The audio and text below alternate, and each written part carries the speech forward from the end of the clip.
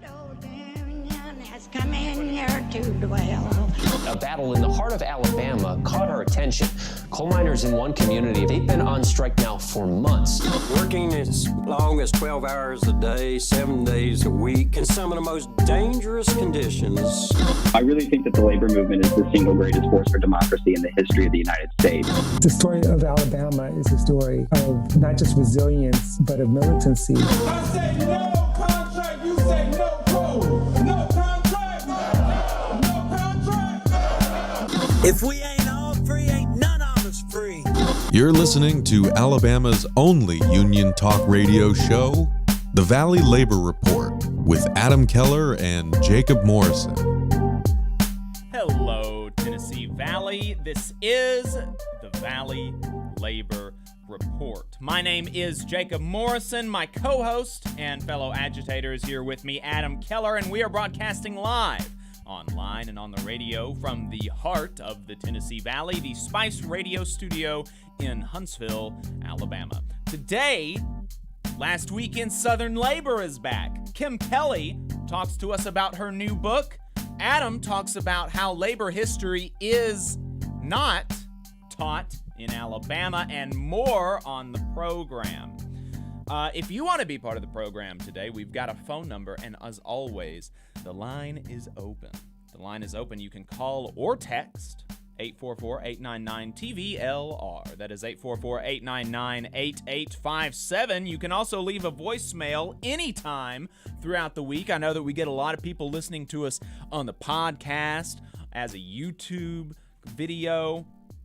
You can just leave us a voicemail anytime you want to contribute to the conversation. It's always there. If you haven't gotten enough of us by the time that we wrap on the radio, or if you just want to see what we're up to throughout the week, then you can find us anywhere. You can find anywhere, anything online. Facebook, Twitter, YouTube, wherever you get your podcasts, all at the Valley Labor Report. Just a reminder, your support helps us stay on the air. Our largest single source of funding comes directly from our listeners.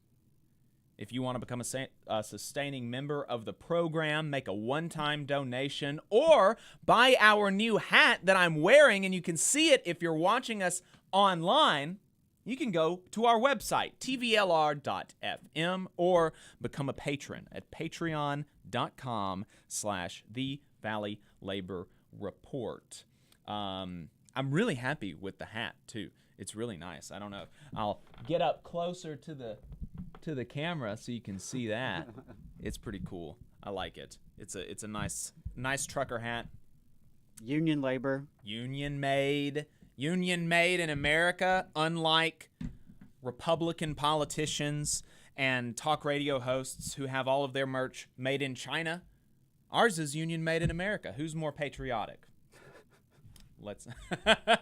That's right. And hey, look, before we get to our first segment, today is the National Association of Letter Carriers Stamp Out Hunger Food Drive. Every year, the letter carriers have a food drive. And so what they do is, if you would like to donate to the food drive, leave a bag of non-perishable food items next to your mailbox today, and your letter carrier will handle the rest. They will collect all of the non-perishable food items, and then they'll give them to folks who need it. So it's a pretty cool thing. Pretty cool thing that they do every year. They get like lots and lots of stuff for people who need it. So if you are so inclined and you've got some non-perishable food items in your pantry, then go ahead and throw that next to your mailbox, and your letter carrier will pick it up. Yeah, shout out to the letter carriers. Shout for that out good work. to the letter carriers. So yeah, we've got a great show. Today. Really looking forward to it. Like I said, if you want to be part of the show, the phone number is 844-899-TVLR. That is 844-899-8857.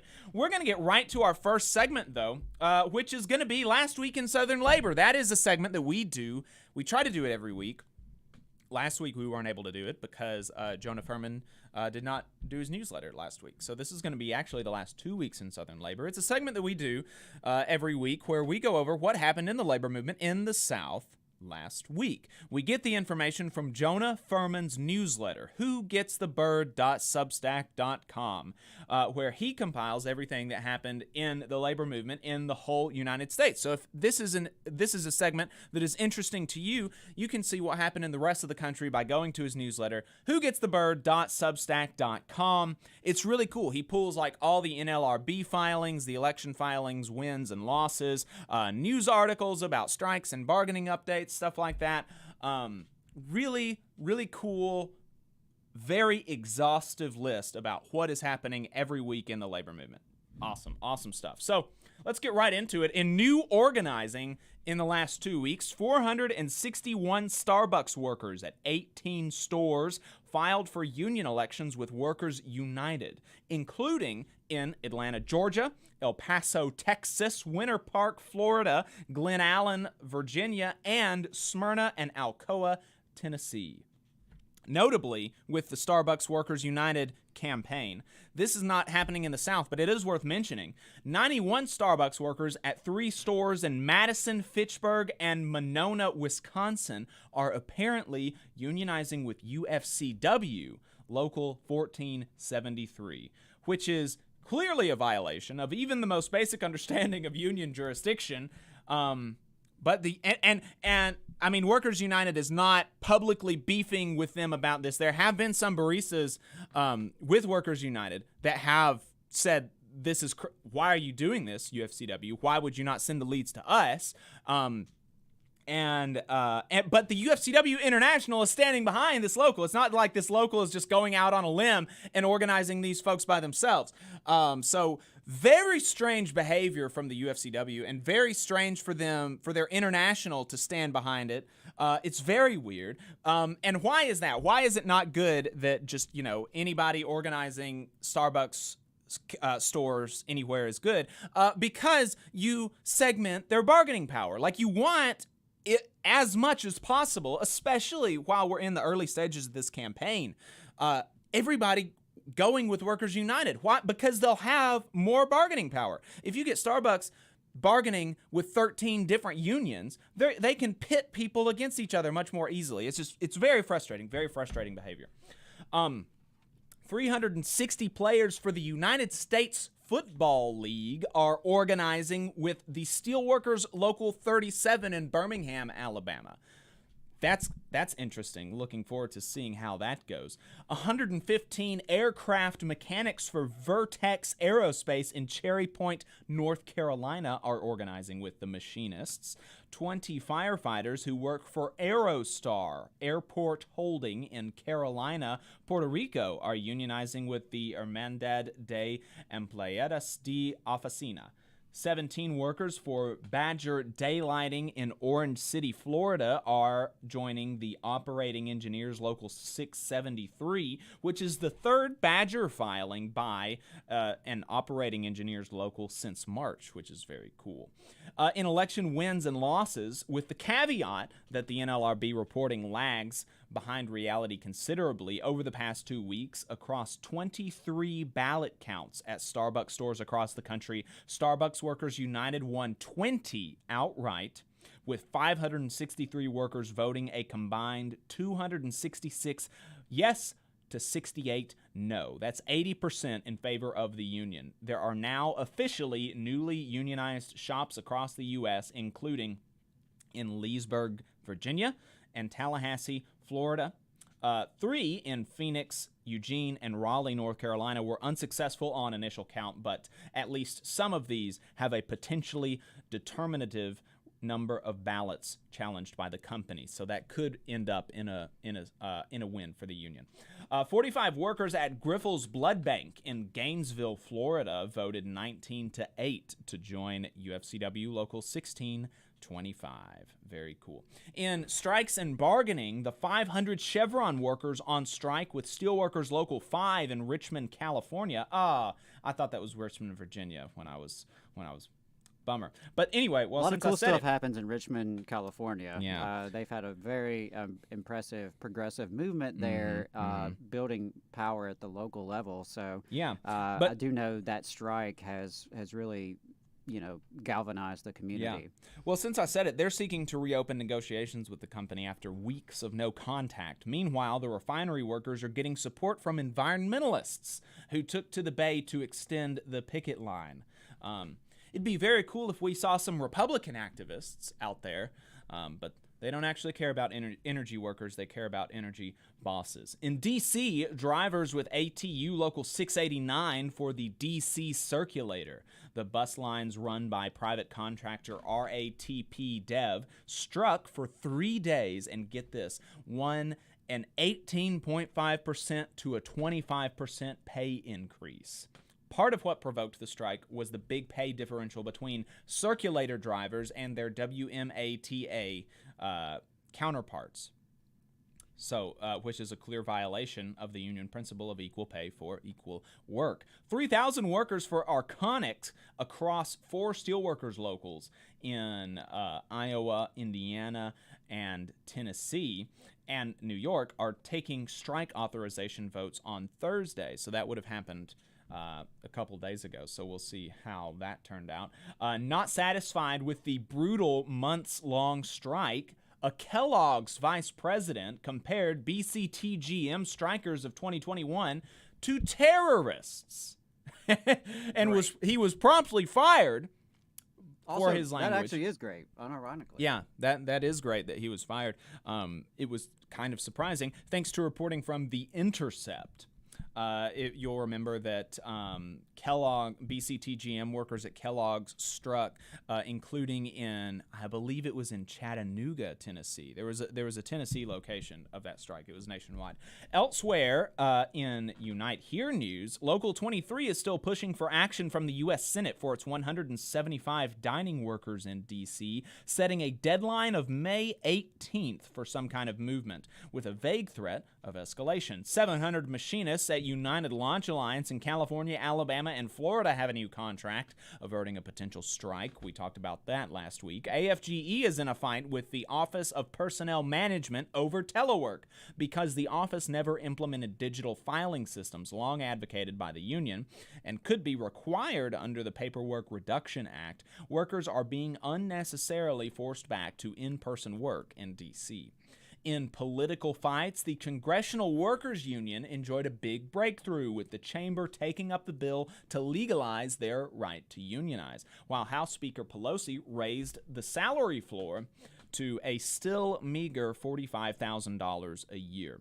Some House Democrats are calling for more funding for the NLRB as well. The UAW and several states filed federal lawsuits against USPS for moving the production of its new electric fleet from a union plant in Wisconsin to a non-union facility in South Carolina. And finally, AFGE Council 238, which is the EPA's biggest union, is calling on the president to declare a climate emergency. And so that's what happened last week in Southern labor. We're going to take a really quick break, but don't go anywhere. We've got some great stuff on the other side. You are listening to the Valley Labor Report. Hometown Action is a grassroots organization building a multiracial working class movement for racial, gender, economic, and environmental justice in Alabama's rural communities. We stand in solidarity with Alabama workers and are proud to support the Valley Labor Report's efforts to inform and build the Southern worker movement. Please visit hometownaction.org and follow our social media channels at Hometown Action to learn more about how you too can get involved to make the South a better place for all workers. Solidarity, y'all. IBW 558 is like a great football team. You've got to have the aptitude, skills, and knowledge to outperform the competition. If you're a non-union electrician, now is the perfect time to get off the sideline and join our team. We have the absolute best wages and benefit package in North Alabama and Southern Tennessee. It's because our team stands together, bargains together, and our families benefit from it. With immediate openings, you have the opportunity to see why the IBW is the right choice. Energy Alabama is a locally operated and membership-based nonprofit organization focused on advancing Alabama's clean energy future through education and advocacy. Many people in charge of infrastructure and building decisions simply don't know about how viable clean and renewable energy is. To that end, Energy Alabama has provided instruction to more than thousands of adults and tens of thousands of K-12 students across the state. We're working hard to build careers in clean energy and help everyday Alabamians save money on their utility bills. Learn more about our work and how you can join us at energyalabama.org. Support for the Valley Labor Report comes from the International Federation of Professional and Technical Engineers Union. Learn more by visiting www.ifpte.org. The attorneys at Maples, Tucker & Jacobs have stood with the working people of Alabama for over 40 years, providing skilled legal representation for your workplace injury claims. When you are injured on the job, it can be a scary time. The attorneys at Maples, Tucker & Jacobs have the experience to guide you through the process to make sure that you and your family are properly taken care of and your rights are protected. If you need help, call the attorneys at Maples, Tucker & Jacobs at 855-617-9333 or visit online at www.mtnj.com. No representation is made that the quality of legal services provided is greater than the quality of legal services provided by other law firms. Support for this program comes from the International Brotherhood of Electrical Workers, Local 136 out of Central Alabama. Learn more at ibew136.org. Attention union members, membership organizations, podcasters, or anyone with a payment processing need. The future is here, and your organization needs to be prepared by working with Unionly. With Unionly, your union or organization can take payments on a mobile device, eliminating processing fees, giving you a better price than other payment processing methods, while at the same time supporting a union-friendly business with a specialized skill set to meet your needs. Your members will thank you when they pay their dues at their convenience without waiting in line to deposit cash or check. Start preparing for the future today by calling 206-595-8631 or visiting unionly.io. Come all you poor workers, good news to you I'll tell. How the good old union has come in here to dwell.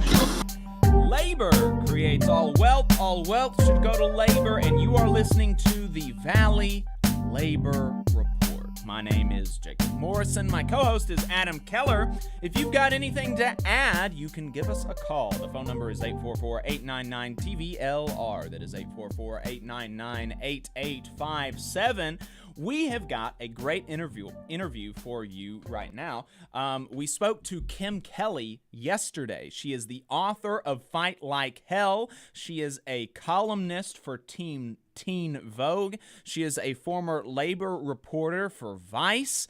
She is a former heavy metal reporter for Metal Sucks. She is now mostly a freelance labor reporter, and she has been on the Warrior Matt Cole strike like nobody else in the national media. She just came out with a book, Fight Like Hell, The Untold History of American Labor, and we talked to her about that book yesterday. So, Adam, let's go ahead and play that interview for the good folks. Our next guest is friend of the show, Kim Kelly. This is the first time, I think this is the first time that we actually have you on the radio. We've done some extra stuff, like online stuff, but I think this is the first time we've actually had you on the radio with us. Oh, that's so funny. It feels like we've talked so much over the past year and a half, sort of assumed. Yeah, but no, I don't think so. I think this is the first time. So welcome everybody to Kim Kelly. Thanks for coming to the show, Kim. I appreciate it.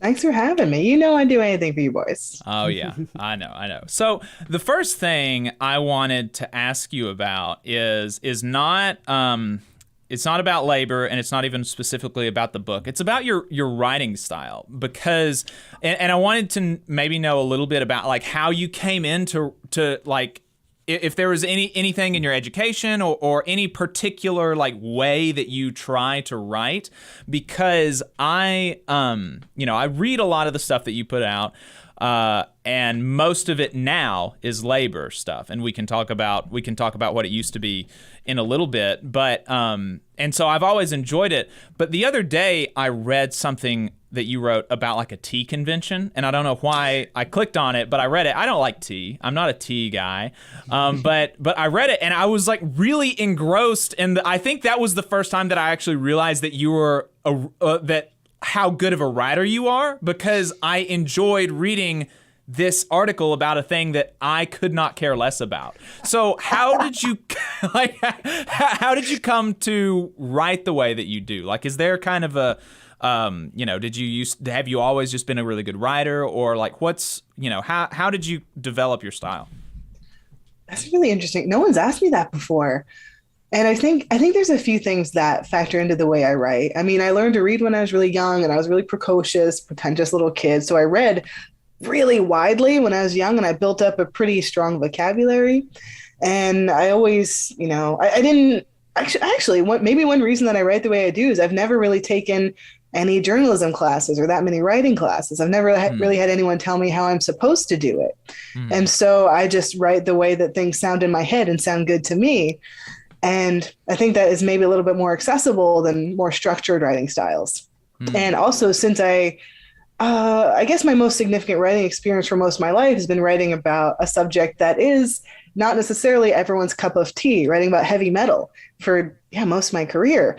And I wrote about heavy metal and like really obscure stuff and kind of complicated concepts in that very specific world for places like Brooklyn Vegan and NPR and Stereogum, like mainstream publications. And I had to learn how to take my enthusiasm for something and my depth of knowledge about something a little bit obscure and find a way to pull people in who didn't know what I was talking about, like how to grab people and how to show them like, this is something that you could totally be into too. I'm not going to hit you with a bunch of SAT words or any gatekeepery, BS. I'm going to try to be clear and try to just show people why I care so much, why I think it's cool. And that's the sort of thing that I bring to my labor writing too, because it's not exactly, Swedish death metal or Indonesian grindcore, but not everyone knows a ton about labor history or labor's present unless they're actively involved, actively interested. So, and there's a lot of acronyms, a lot of labor law things, a lot of shorthand that people who are writing for a specifically labor audience might just assume everyone knows what we're talking about when we complain about Taft-Hartley or talk about the NLRB. But not everyone knows that stuff, and that's fine. So taking a little bit of extra time to explain things a little more clearly and break things down and just assume that whoever's reading might not know all the same stuff I do, but has every reason to be interested.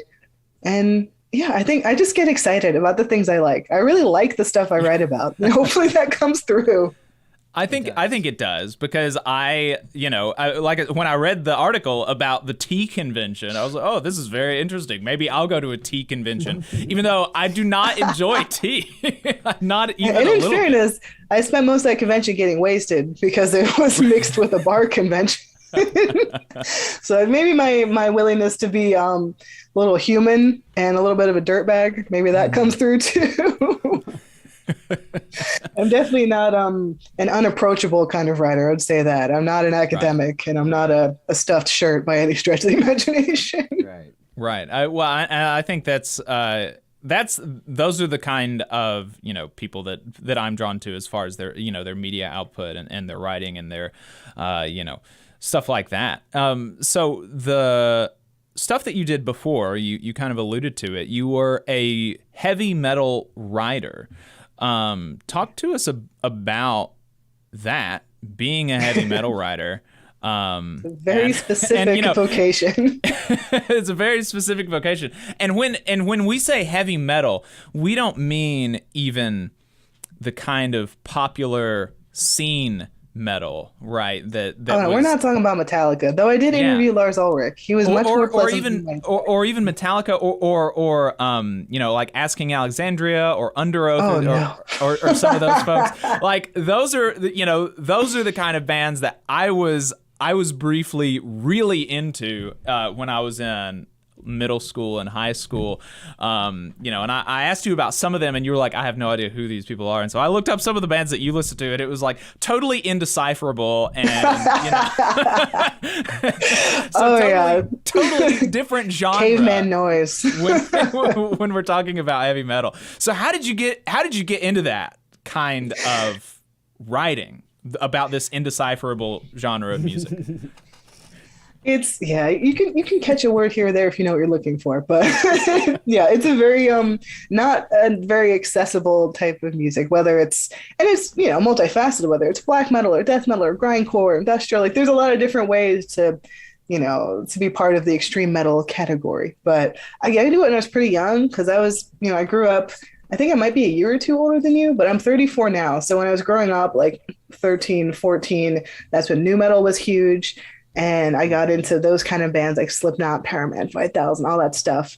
But I was always drawn to the more aggressive parts of it. So it was kind of an easy jump from Slipknot to Cannibal Corpse and Morbid Angel and, these really, aggressive death metal bands. And something in it just spoke to me.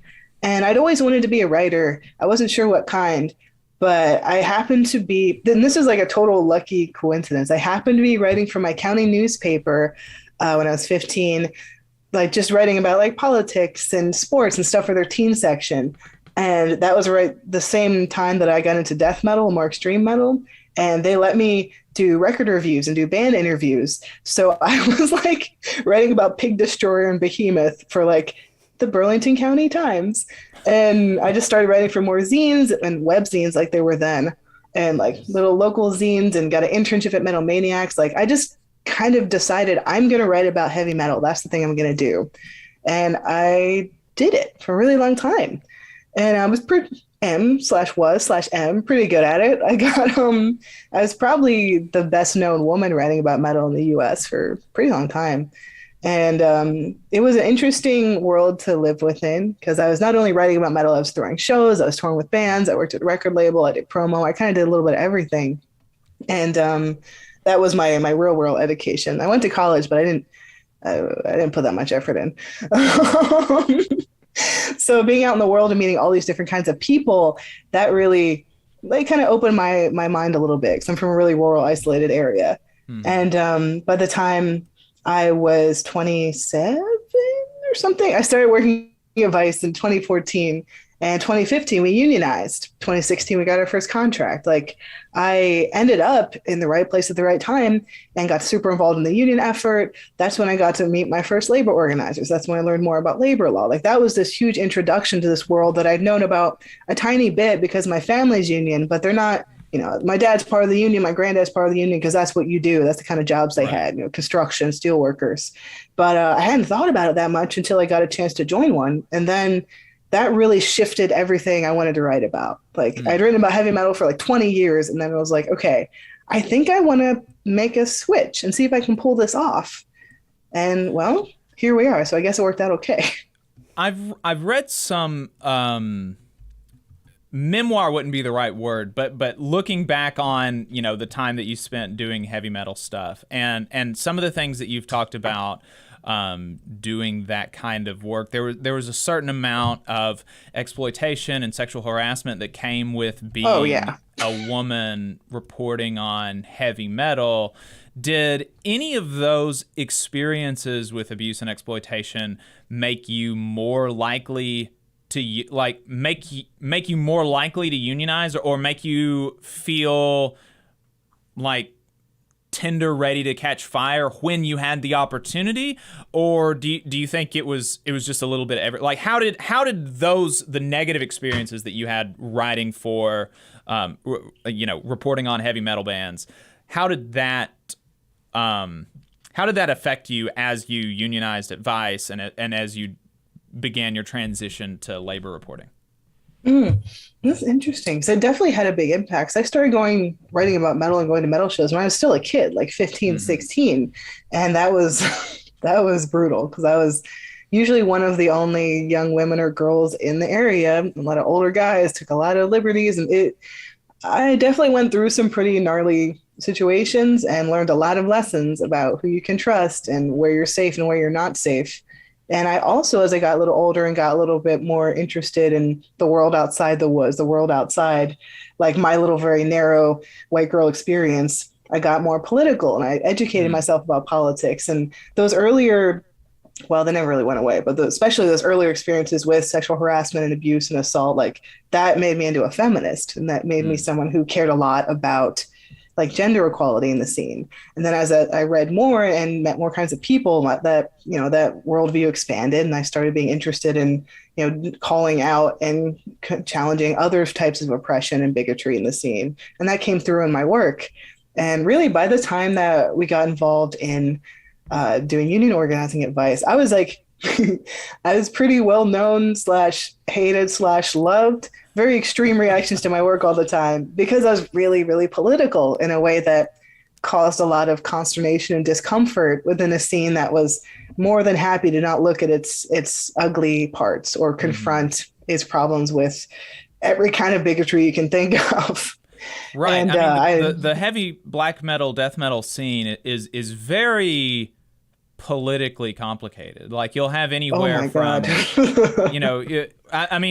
is, and this is a scene that I'm not terribly familiar with, but my understanding is that, it's a scene where you've got like anywhere from genuine, actual, swastika tattoo neo-Nazis to like violent revolutionary communists all kind of in broad, listening to the same music and at the same shows, right? Yeah, usually the further ends of the spectrum would not end up in the same room because that could get dicey. But the thing about writing about metal and being a part of that world is like, yes, there's definitely different political extremes, but most people are in the middle. And it's in that same way that metal is kind of a microcosm for the rest of the world, the rest of our society. Most people are just kind of in the middle, trying to hang on to the parts they enjoy, trying to tune out the stuff they don't like. And the people in the middle will either ignore you or get upset when you tell them, like, yes, I understand you like that band, but they're really anti-Semitic, or like they really hurt this woman. Like, I'm sorry that something you enjoy is complicated, and I'm sorry to be the person to tell you, but this is something that's important for you to know, like when you make your decisions about who you're going to support, who you're going to go see. And I mean, you could say that about any community in this country, right? Like any social group. And I guess just having that political viewpoint and then being offered an opportunity to do something material, like by unionizing, by actually improving our workplace, by actually improving the experiences of like the most marginalized workers, like that was huge. Like that fit perfectly into the politic I was developing and into like the other activism work I was doing in New York at the time. Like it all just made sense. And I was like, well, of course this like loudmouth lefty heavy metal girl is in a union now. Like, I guess that tracks. Mm-hmm. And that's what I still am. Like I've kind of been the same for a really long time. I just turned my laser focus to a different struggle, even though like I'm still covered in tattoos and listen to heavy metal all the time. I'm still a metalhead. It's just I buy different large Gildan shirts with different logos on them now that I collect union merch instead of metal merch. Right. Yeah, well, so the the getting into labor reporting from that kind of scene, I think that probably gives you a pretty unique trail to where you are. Did that have anything to like? Was your trajectory? Did that play into you wanting to write the book? Like, is your trajectory part of why you wanted to Fight Like Hell? Yeah, because I mean, I feel like almost, if not every writer wants to write a book. And I always thought I would. So I always assumed my first book would be about metal. And then things shifted, and it turned out that was not the case. But I guess I've had such a unorthodox sort of career that I've kind of pieced together, like with grit and good luck and the help of some really good friends, that I've never really had stability. And it kind of felt like if I write a book and I do a good job and it reaches people, then maybe that will kind of put me in a little bit more of a stable place. Like I can be an author. I can do bigger things than, hustling, writing articles for a couple $100 a pop. And I mean, I still do that, and I'm probably still going to do that forever. But it seemed like it might give me a little bit of the credibility, I guess, that even if that I have still struggled with feeling like I still have like that imposter syndrome, right? Because I'm not an academic, I'm not a historian, I'm not trained, I'm self-taught. I guess my biggest strengths are my passion for this stuff and my ability to talk and emphasize and listen to workers and listen to their struggles and try to communicate that in an approachable way. Like I'm still kind of amazed that I get to do this stuff. And I mean, I've been unemployed since 2019. Like I'm from a very rural working class family. Like I'm doing all this by the skin of my teeth. So when I got the opportunity to write a book, I thought, okay, maybe this will be something that gives me, I can take a breath and then I can kind of build on that. And we'll see. It's only been out for a little bit, but just the fact that I was able to do this, like to write a book and like it got published and people are reading it, that is like the pinnacle of a life dream. And now I just have to figure out what I'm going to do now. Right. Well, so what, the book is titled Fight Like Hell, The Untold History of American Labor. And so that was part of the, the stability and the credibility was part of the reason for like writing a book. But what was the motivation for writing this book? This is the book that I wanted to read. And that sounds kind of selfish, right? But as someone who, like you guys, has read a ton of books about labor history and about labor organizing, just labor, I've got a giant bookshelf behind me. I've read a lot of books, and some of them have been really incredible, and some of them have left things to be desired, and they're all important in their own way. But I've never read a book that really pulls together all these different pieces and different stories and characters in a really intersectional way. Most books, especially those written by academics who have very specific fields of study, they'll focus on one group of workers, one era, one place. And thank God for them, because without that work, I wouldn't have been able to research this book.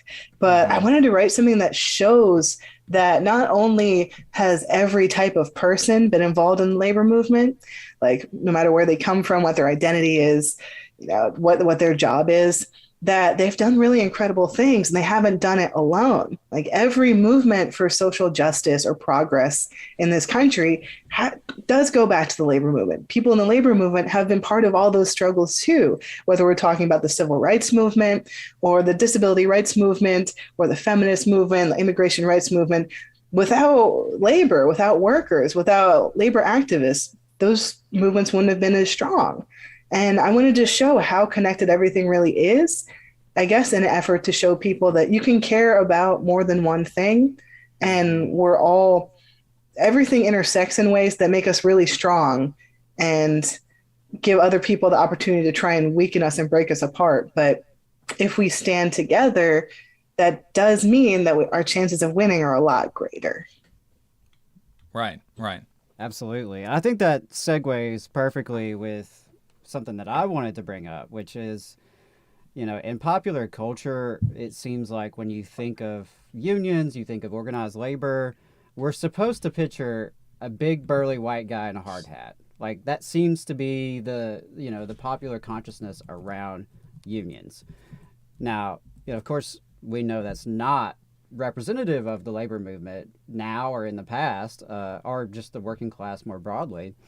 And I think your book does an excellent job really tackling that misconception. So could you talk a little bit more about that? Because I think that is one of the essential, accomplishments of your book. That was really one of my motivating factors in doing this, right? Because even growing up, my idea of what a union was and who it was for guys like my dad. Burly white guys in hard hats. It wasn't until I got to Vice and realized, oh, they do make unions for people like me? Wow, I had no idea. That was a huge shift.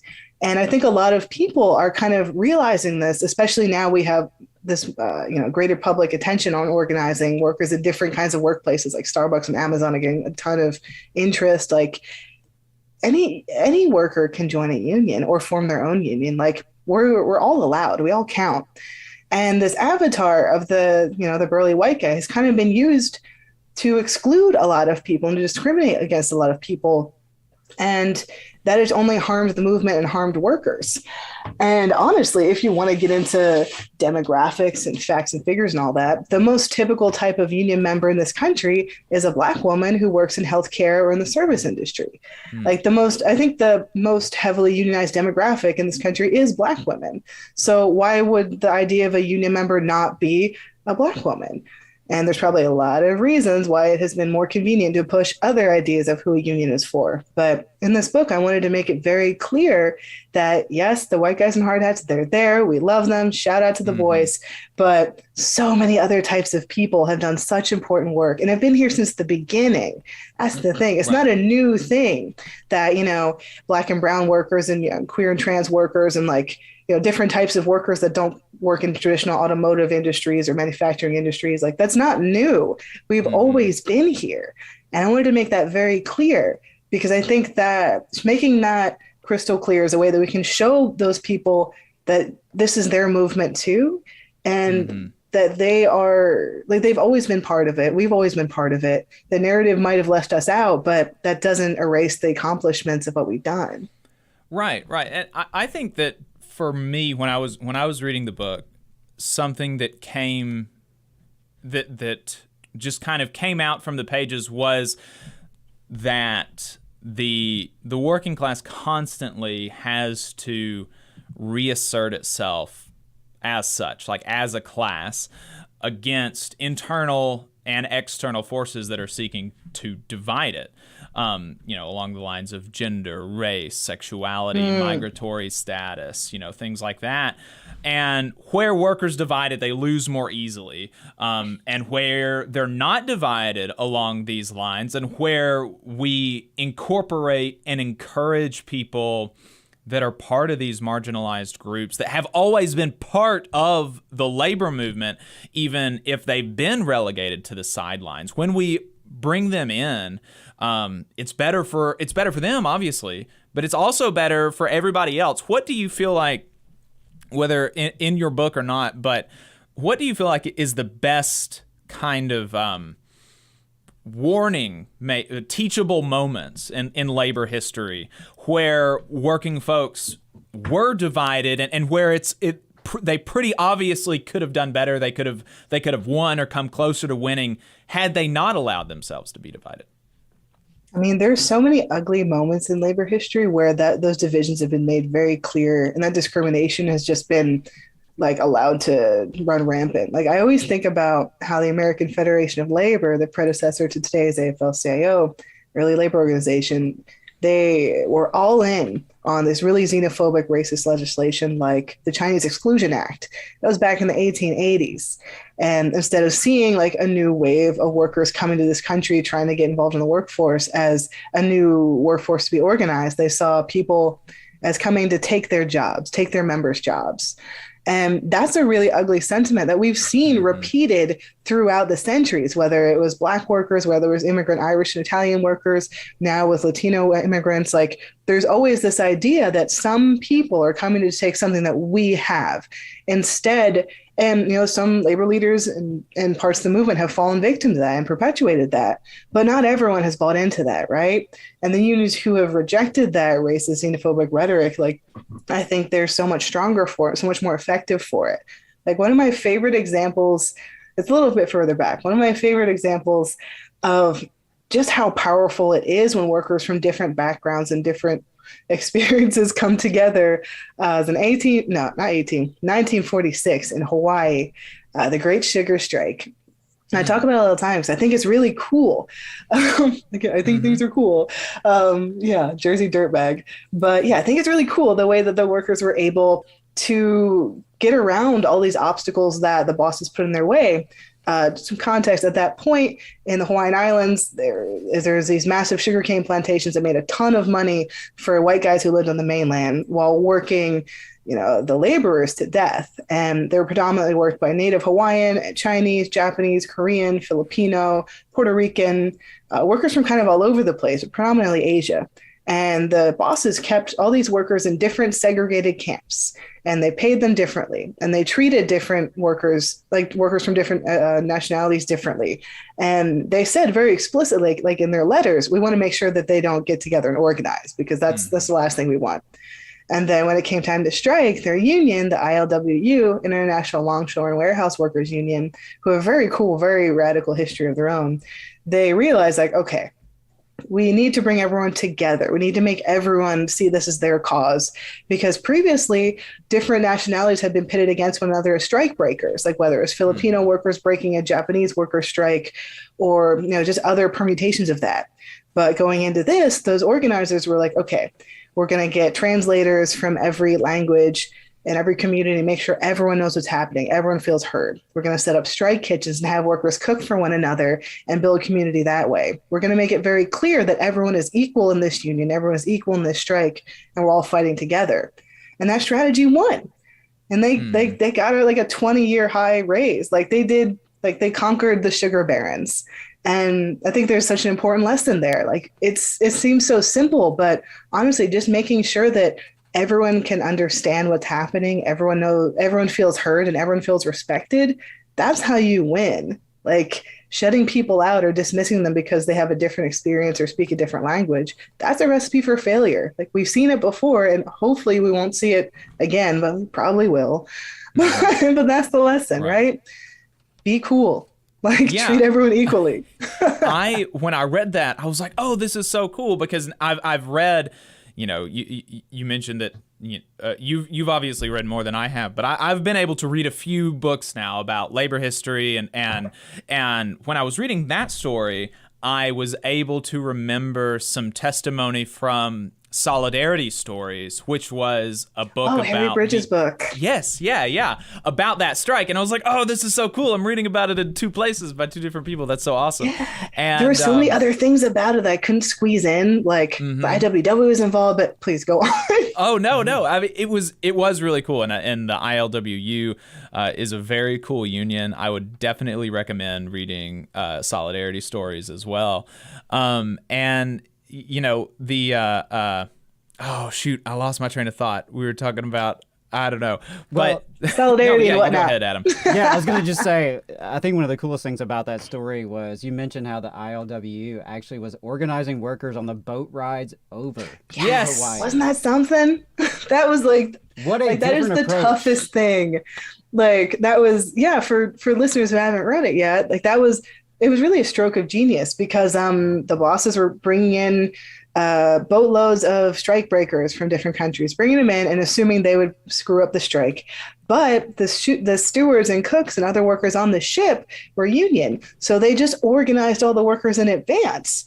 And when they showed up, when all those new folks came off the ship, they were greeted by like a union band, and they already had their union cards. And they completely foiled the boss's plan and added a whole bunch of new members to the strike. It was like, that's the kind of, innovative literally talk about wall to wall, like starboard to port organizing we need. Yeah. I mean, so many, I think, the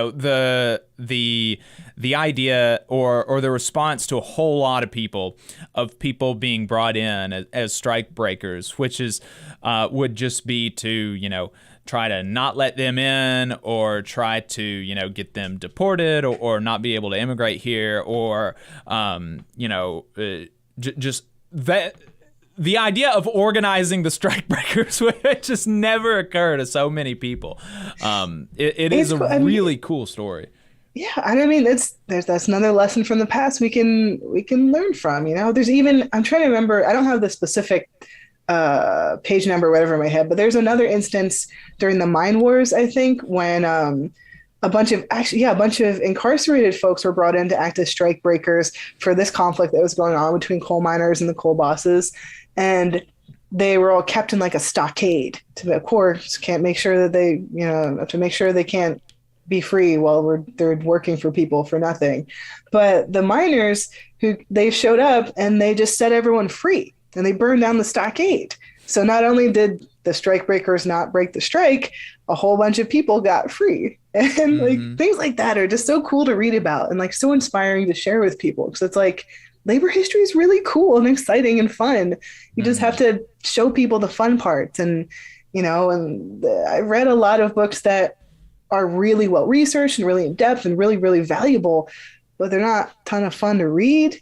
unless you're like looking for something specific. I think there's a difference between research books and reading books, maybe. I don't know. I don't want to be shady to anybody. Everyone's work is very important who's trying to preserve working class history, but I wanted to make sure my book was something you could pick up on your break and not feel like you're doing homework. Right. Well, and you bring so many stories. I mean, it's like 320 pages, and if you look at the contents, I mean, it's so many, like 13 chapters.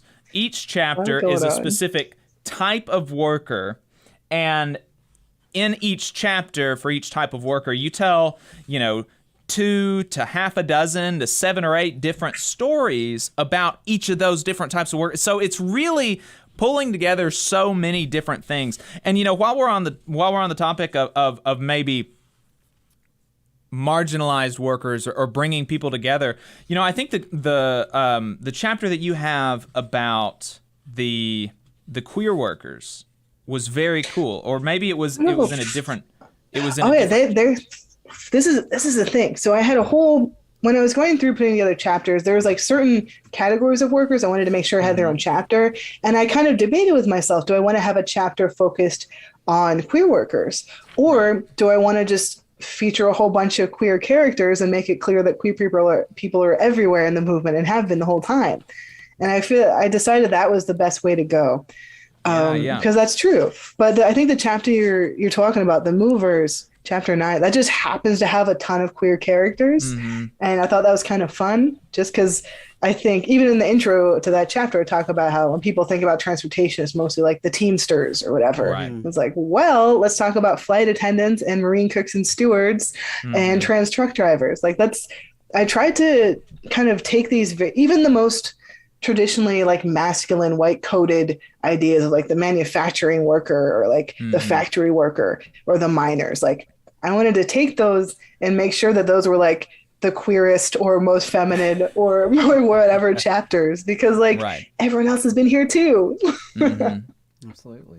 Yeah, the marine cooks and stewards and the flight attendants was definitely a very those were really cool, and the trans truck drivers, that the isolation of being a truck driver being a solace for people who are constantly bombarded by society, discrimination and stuff like that. That was a really interesting dynamic that I would have never thought of, because you think of a truck driver and you think of a big burly Teamster or something, right? But trans truck drivers are apparently like a not uncommon phenomenon.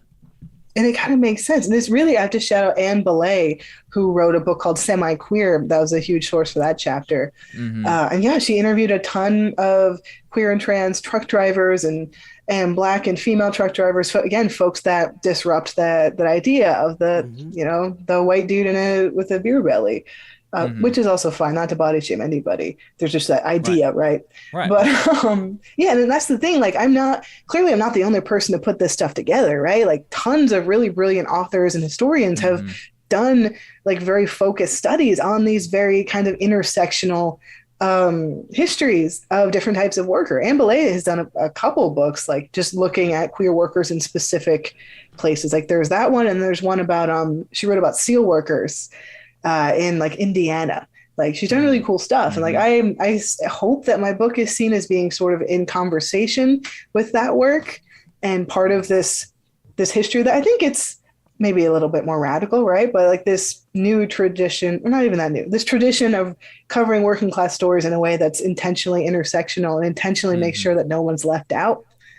Because a lot of people get left out, and have gotten left out.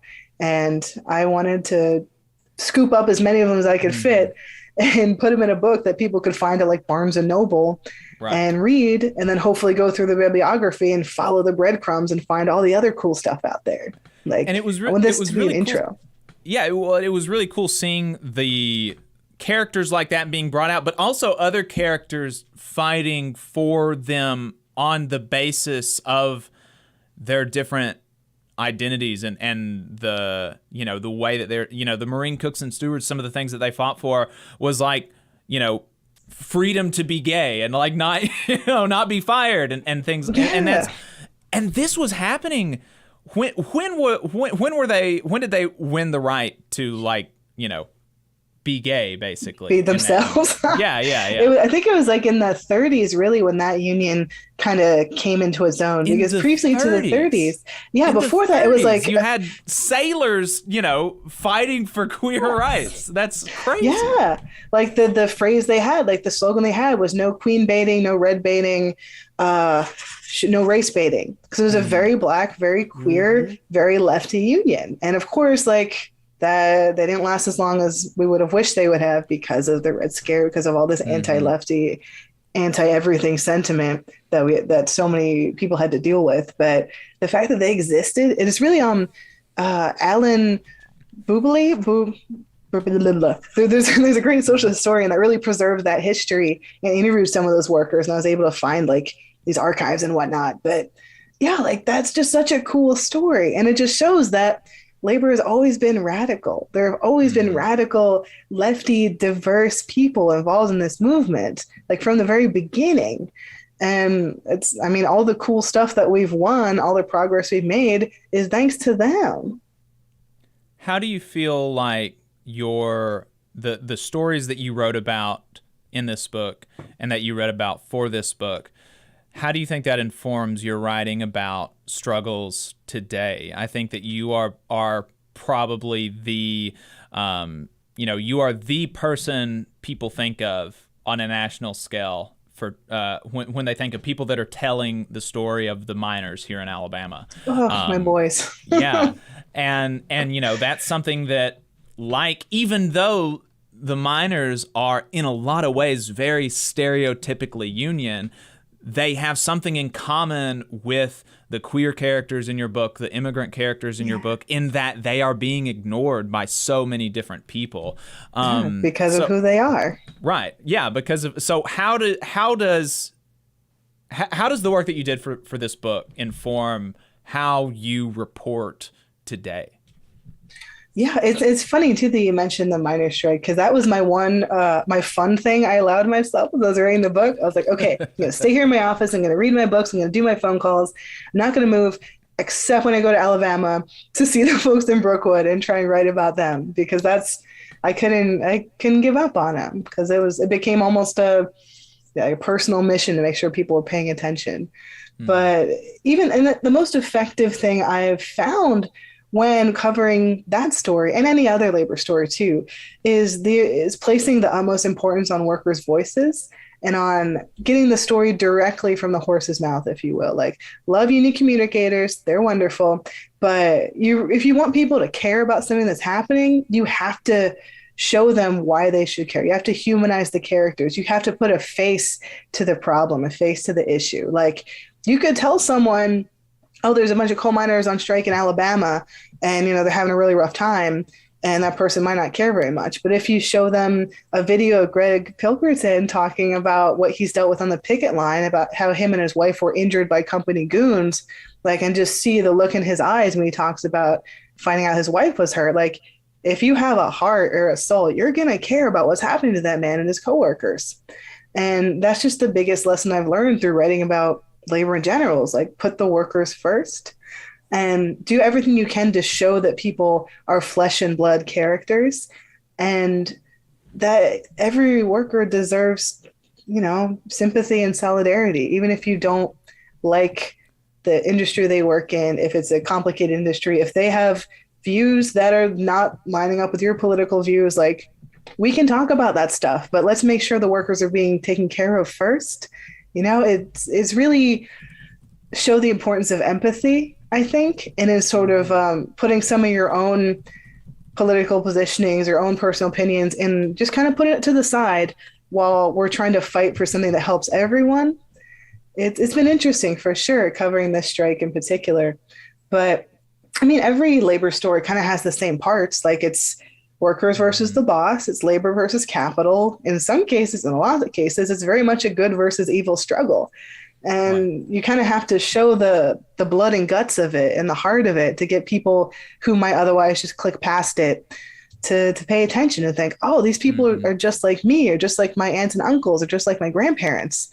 Oh, it sounds like they're having a rough time. Like, maybe I should look into this. Maybe I should post this. Like, Mm-hmm. Yeah, you got to grab them by the heartstrings, really.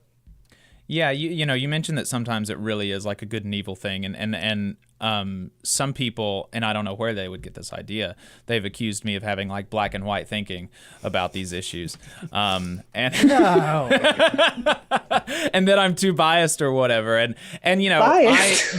Yes. Well, you just know what side you're on. I'll admit it. Oh yeah, me too. And there's something there's something I think that religious folks get right in that there are some people that I think are genuinely motivated by evil and wickedness, and I will cop up to believing that in virtually all of these stories that we talk about, the bosses are, especially in this case, in the miners' case. I mean, there is nothing else that explains their behavior other than wickedness and evil, Yes. and like a desire to wield power illegitimately over others. Like, there's just nothing else that explains it. I mean, even BlackRock came out the other week and was talking about like, this isn't like really great for our bottom line. You should you should when BlackRock is saying like, yo, you guys should chill a little bit, like BlackRock, like the personification of corporate equity evil, are like, you're being a little rough with those boys down there. Like, what more of a sign does one of the owners need to be struck by lightning to finally get the message? Right. Yeah. Maybe Pat Robertson would come out if that happened and say like, wow, I think God has sent a sign that it's time for this strike to be over. Gosh. And it's just, they're doing this to such a group of folks that are so religious and so like, they're just really nice people. I feel so much for the miners and their wives and their families and their community. It's like, it couldn't be happening to a nicer group of people. And like, that's the thing, like this is happening everywhere in the country all the time. Maybe not 1,000 workers, maybe not in a coal mine, but there is some rich, jerk who is trying to I'm on the radio, I gotta behave, gotta keep my Jersey mouth in check. I'm in the South right now, but there's some rich jerk who has all the money he and his descendants and anyone he's ever looked at in his life could ever need, but still wants to have that power and control over people that he sees as less than. And that's what it comes down to, like people not respecting workers for the labor they do and the services they provide and the value they add. Like nothing would work, nothing would exist without workers doing it. Like any person in a C-suite who thinks that they're a self-made millionaire, billionaire is just a fool. You didn't make anything. Right. Absolutely. We're out here preaching now. We're proselytizing. Amen, sister. Amen. I did come from a very charismatic religious background, so So Adam, did you have any other questions, or did you want to? Yeah, I guess my parting questions would be, why should the average Alabamian read this book, and what do you hope they'll take away from it? There's a lot of cool Alabama history in it, actually. That's one thing that I don't know, maybe it's divine providence keeping an eye on me. But as I was doing my research, Alabama kept popping up in so many different places and different centuries of just workers taking power back, organizing, unionizing, striking. It's maybe someday I'll write a book all about it, or maybe one of you guys should write it. In fairness, I'm a carpetbagger.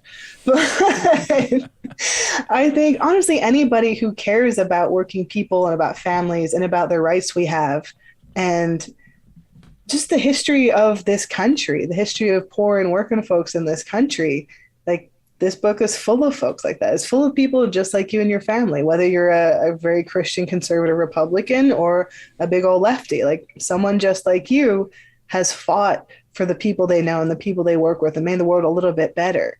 And I hope that people will pick this up and feel inspired and feel empowered and see themselves as part of that long and bloody and complicated and beautiful history and feel proud of themselves. Because, I think the most noble thing you can do is leave the world a little bit better than how it was when you showed up. And this book shows a whole lot of people who did that and offers a little bit of advice on how to do that. Yeah. The book is Fight Like Hell, The Untold History of American Labor. The author is Kim Kelly. It is available anywhere you buy your books, as well as you can buy it online at Red Emma's, which is a worker-owned coffee shop and bookstore in Baltimore, Maryland, and at Powell's Books, which is an ILWU unionized bookstore. And if you shop through the union's link, a portion of the purchase will go towards their strike fund. Kim, thanks for talking to us. I appreciate it. Thanks so much for having me. I'll see y'all soon. Kim. All right. Yeah, that was our conversation. Mics are unmuted now, right? Yes, they Yep. are. So that was our conversation with Kim Kelly. She is the author of Fight Like Hell. I mentioned you can find her book online at Red Emma's and at Powell's Books. Red Emma's is a worker-owned bookstore and coffee shop in Baltimore. Powell's Books is a unionized bookstore in Washington or Oregon, somewhere up in the Pacific Northwest. And if you purchase Fight Like Hell through the unions, the ILWU Local 5's link, a portion of the proceeds will go to their strike fund. So that is a very cool thing. Two very cool places to get books from.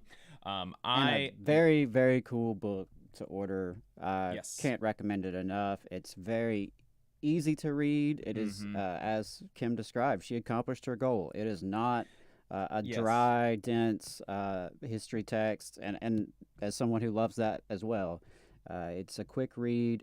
You'll get a lot out of it. It's a beautiful book, beautiful hardcover. So one of the things that I like about it, and one of the things that we try to do on the show, is that so much, political media, so much history, talk shows, news segments, they're focused on people with power, people that are bosses, people that are politicians.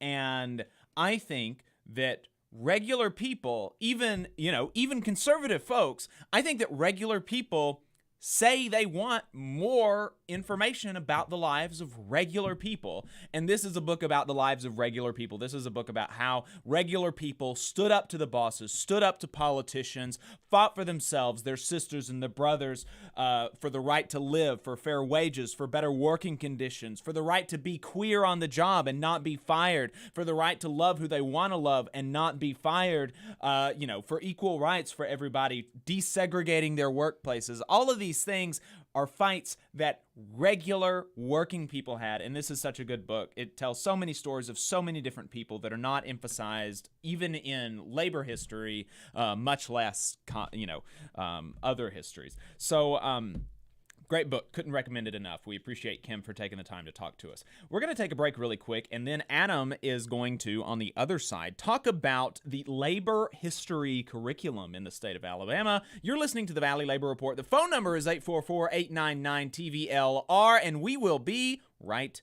back. Energy Alabama supports consumers and is a leader in advocating for them. We have been able to successfully fight off utility rate increases in the state, reduce fees for electric vehicles, increase electric vehicle infrastructure spending, and secured a $100 million refund by Alabama Power after the utility overcharged customers for fuel. To learn more about our work advocating for customers and join the fight, go to energyalabama.org. There's a lot of talk about a shortage of workers, but that's not the case with IBW 558. We have provided our customers over 3,000 workers and performed over 3 million man-hours in a pandemic year. With 8,000 OJT hours, 900 classroom hours, OSHA 30, and a state license, our members receive the equivalent of a master's degree. That's what makes IBW 558 the right choice for your electrical needs. Look us up at Facebook or at IBW558.org. North Alabama DSA is looking for folks to work for a better North Alabama. They prioritize mutual aid, municipal activism, and union solidarity. Contact them on social media or dsanorthalabama@gmail for more information. Support for this program is provided by the International Association for Machinists and Aerospace Workers, Local Lodge 44 in Decatur, Alabama. Learn more at iamaw44.org. Hometown Action is a grassroots organization building a multiracial working class movement for racial, gender, economic, and environmental justice in Alabama's rural communities. We stand in solidarity with Alabama workers and are proud to support the Valley Labor Report's efforts to inform and build the Southern worker movement. Please visit hometownaction.org and follow our social media channels at Hometown Action to learn more about how you too can get involved to make the South a better place for all workers. Solidarity, y'all. Support for this program also comes from the Iron Workers, Local 477. So if you are looking for contractors with lower than average EMR and TRIR, they tell me that if you need to know what those mean, then you will. Or if you need to supplement a workforce at any level for any amount of time, short or long term, if you need iron workers that come trained and certified at no extra cost, or if you need workers from superintendent down to general laborer, and you're looking to start work on a project, or you're unhappy with your current contractor situation, you need to call my friend Jeb Miles with the Ironworkers Local 477. They only work with the best in the business, vetted contractors, and can do all kinds of jobs from roofing to steel and bridge erection, from welding to heavy rigging, from structural repairs to machinery alignment, and much more. They supply manpower on 4 of the 5 largest projects in North Alabama, so you know they're legit. If you need good quality, safe, efficient, diligent, and knowledgeable workers on your job, then you need the Ironworkers Local 477. Call Jeb Miles at 256-383-3334 or via email at local477@bellsouth.net, and make sure you tell them that you heard about them on the Valley Labor Report.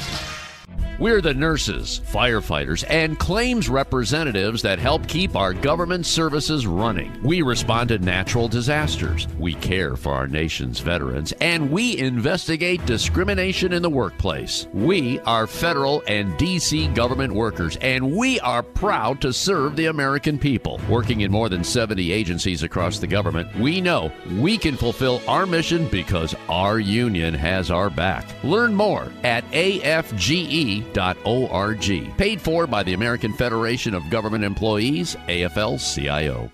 Support for this program also comes from the Mid-South Council of Retail, Wholesale, and Department Store Union. Learn more at rwdsu.info. Come on, you poor workers, good news to you I'll tell, how the good old union has come in here to dwell. Alabama's only union talk radio show. This is the Valley Labor Report. My name is Jacob Morrison. My co-host and fellow agitator is Adam Keller. We have had a great show.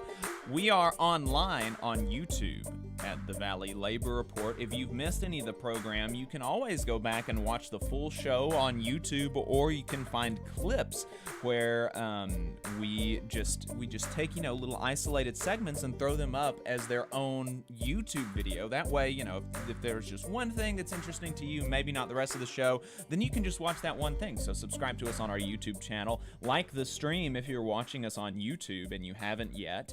And we appreciate everybody's time.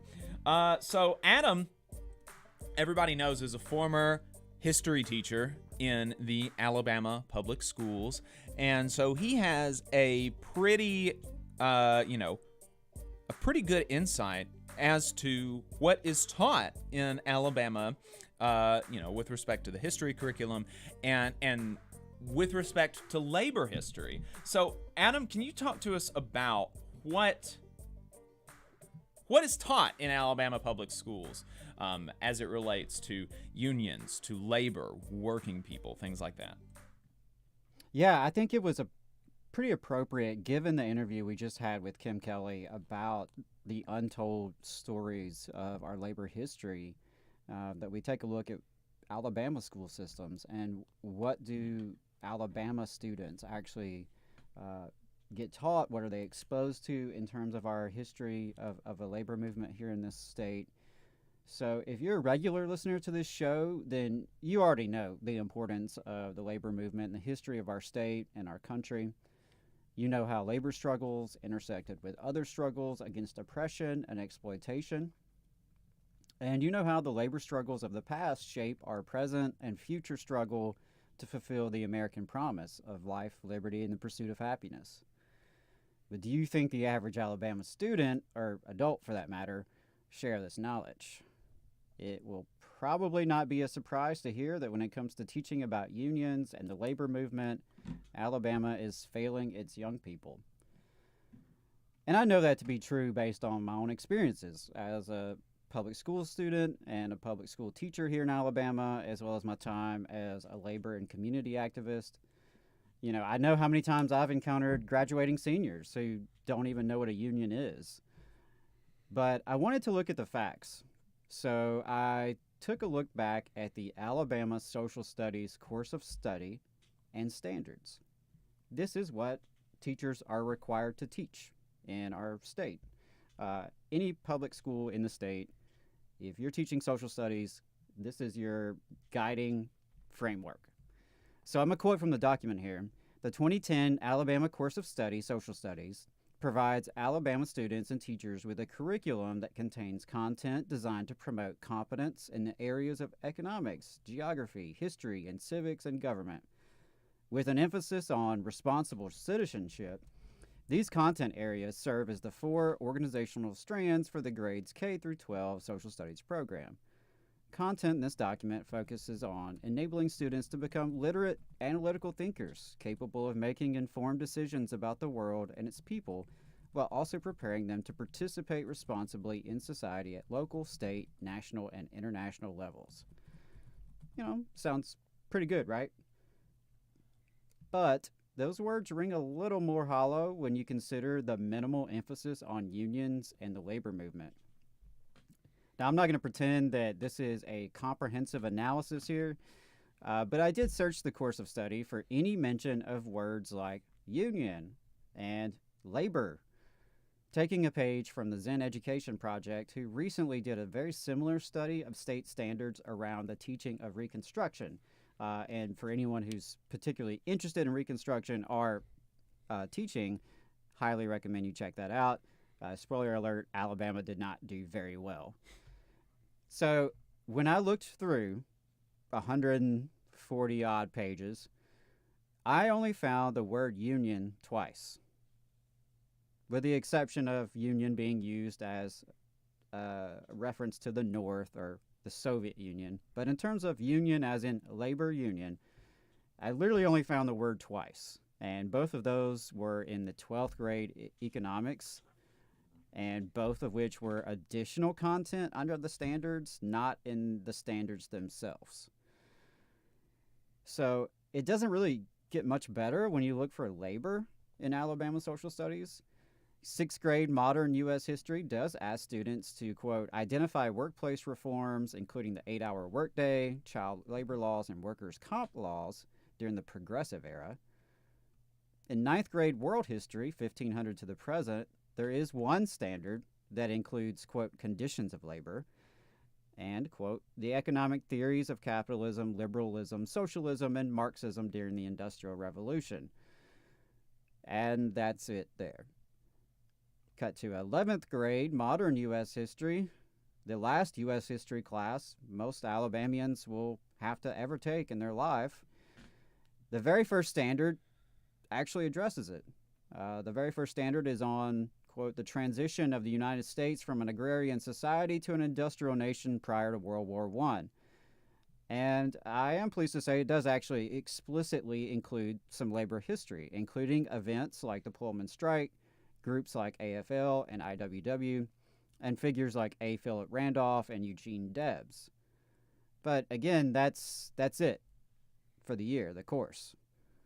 So given that, it's really easy to see how students could walk away from their American history classes and walk away from high school. And if they actually know anything about labor unions, it's maybe that they were relevant over 100 years ago. And so just in a couple of minutes, I've basically shared with you the extent of labor history in Alabama's curriculum. Out of over 140 required standards, kindergarten through 12th grade, 140 standards that teachers must teach and that students are expected to learn, maybe 5 could be called labor history. And while other states have actually been debating how to expand and integrate labor history into the curriculum, Alabama appears to be heading into the opposite direction, unfortunately. With the Alabama State Board of Education and the legislature targeting intellectual freedom in the name of manufactured right-wing outrage over inclusiveness and what they're calling CRT, we can anticipate even less of an emphasis on our rich labor movement history. Speaking of which, Alabama has a long, bloody, important, and inspirational labor history. From our own roles in the 1934 textile strike and the 1920s Coal Wars, to the teacher strikes in Walker County and Scottsboro, to the use of state force against striking workers such as rubber workers in the 1990s, to the current landscape of campaigns at the Birmingham Starbucks, the Bessemer Amazon warehouse, and of course the Warrior Met coal strike in Brookwood, now considered Alabama's longest strike. Throughout our history, working-class Alabamians have navigated demographic divisions and government opposition to organize in the workplace, build power for themselves, and fight for their dignity. Now that's what I call active, responsible citizenship. And I mean, it's so bad. It is such a disservice to the students of Alabama that they don't know, that they know so little about unions and what they do. Because even there is some good stuff. I remember learning about Eugene Debs but even that was kind of in the context of his role as a perennial presidential candidate, as opposed to the significance of the labor work that he did. And even there, it seemed like the emphasis when you learned about labor history was always on, it seemed to me, the great man kind of stuff. You're thinking about this one person, you're thinking about Eugene Debs, as opposed to all of the workers that followed him or led him in some instances. The Pullman strike he was actually opposed to, which is funny because he is, he's kind of conceived of as a leader of the Pullman strike, but he went when the workers and everybody democratically said we're going to go on strike. He was like, okay, I think this is a bad idea, but he put his whole heart into it. But the structure of like, why is it actually that unions have been able to win things? The structure of collective bargaining, logistically, mechanically, how do unions work? The fact that people can come out of, it's the same thing as allowing students to come out of high school without knowing how taxes work or how to write a check or how to manage their finances or things like this. These are things that are materially practicable, right? They're things that people need and have need to know as they navigate through the world. Like, it's important that you know how to bargain, when you're going to a dealership and you don't just buy the first thing, you don't pay the sticker price for a car. And it's important to know that you can get more when you collectively bargain. And right. I don't know, it's very frustrating that they don't even, it's not even that necessarily that they're told the wrong thing about unions, which is that they're bad for workers.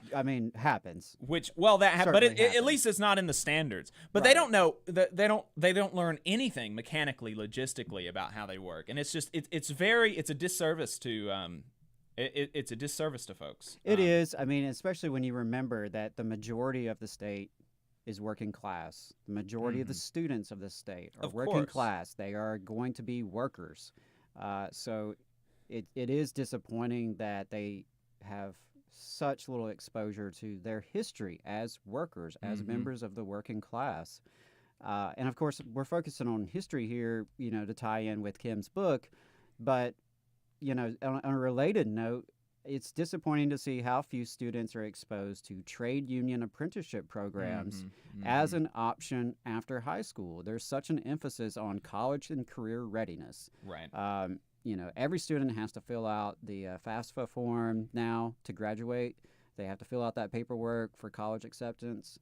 They are exposed to military recruiters on a very frequent basis, but it's pretty infrequent that 16, 17, 18-year-old kids actually get to be exposed to apprenticeship programs like the ones we've discussed on this show. Opportunities that really could change their life and the trajectory of their family. That will give them an income and benefits on par with a 4-year college degree. Absolutely. Which is not what you're going to get from non-union apprenticeships. You're going to get... reaching people that are not going to go to college and where college is not necessarily the right fit. People who, prefer to work with their hands or whatever the situation may be. So we really are doing a disservice to Alabama students, well, in a lot of ways, but certainly in this respect. And I just wanted to bring that up. And, I mentioned a few instances of important labor history in this state, and something that we want to do more of on this show is go into detail about some of those and share some of these stories about the struggles of our predecessors here in Alabama to fight for a better state and a better country. So stay tuned on that. If you have any particular stories that you're interested in, maybe you were in a strike at some point, or you had parents, grandparents who were involved in different labor struggles here in Alabama, y'all send them our way. Would love the inspiration, would love the information to include in our segments. So labor history, it's important. Yeah. As we're wrapping here on the radio, let's do a couple of plugs. The early bird registration deadline for the Labor Notes Conference has passed, but you can still go. You should still go. You should still go. Adam and I are both going. I am going to be on a panel about labor media, and I'm going to be moderating a panel about organizing the South. Oh, wow. I think both of those. I've been asked about my willingness to do both of those panels, and I've said, yeah, sure. Well, that's what the cool. hell, yeah. So I'm really looking forward to it. It's going to be a lot of fun. Over 4,000 people have already registered, so it's going to be a lot of fun. Kim has said it's going to be labor prom, so I imagine there will be lots of good union activists, and I imagine lots of alcohol as well. So going to be a good time. Tuesday, May 17th at 12 p.m., the Alabama Arise Learn How to Protect Medicaid Coverage for Thousands of Alabamians. That's a thing that they're doing, like an online seminar, right? Yes, yeah, it's through Zoom, so you can check your email or go to Alabama Arise's website, social media, and you can find that. So their Zoom meetings, their webinars are always very informative, so highly recommend. Very. Next Saturday, May 21st at 1 p.m., right after the show, you'll be able to go right after you finish listening to the program. There is a rally in Huntsville, Bands Off Our Bodies, Fight for Human Rights rally at Big Spring Park. As always, you can leave us a voicemail at 844-899-TVLR. That is 844-899-8857 about anything. It can be a comment on the show. It can be an organizing win. It can be a bad boss story. It can be a topic suggestion, anything like that. You can buy our hat or give us money on our website, tvlr.fm. We are going to keep going. So for the radio listeners, we have an hour and a half on the radio, but we keep going for like an hour to an hour and a half online only. And we take calls in the second half of the show as well. We're allowed to cuss because we're allowed to cuss because we're not being censored by the FCC. Big government. So it's a lot more fun. It's a lot more raucous. And today we are talking to unionizing baristas at a Birmingham, Alabama Starbucks. Very cool. Really looking forward to talking to them. And, of course, as always, the phone line is going to stay open. Again, the phone number is 844-899 TVLR. That is 844-899-8857. That's going to be it for us on the radio today, folks. Find us online on YouTube, on Facebook at the Valley Labor Report, and we will see you next week.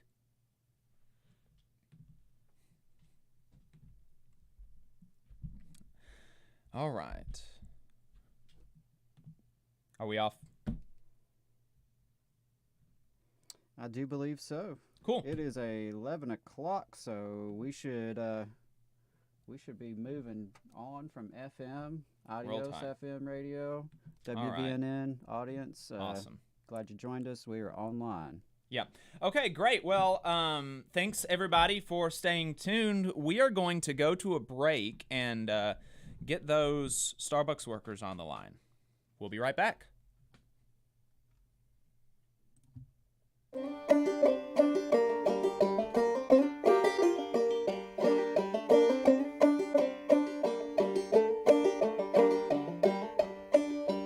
Come on, you poor workers, good news to you I'll tell, how the good old union has come in here to dwell.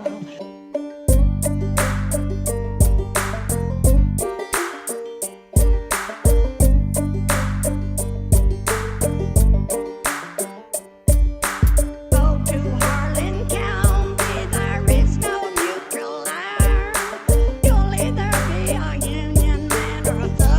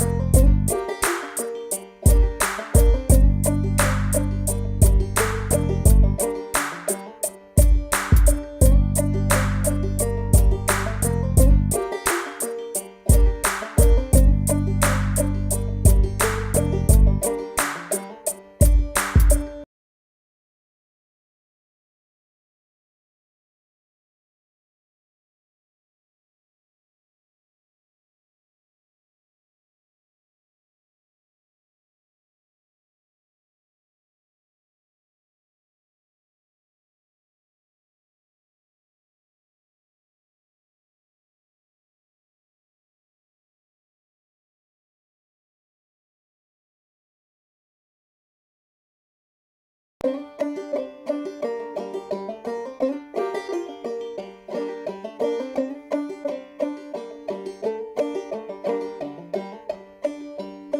on, you poor workers, good news to you I'll tell. How the good old union has come in here to dwell.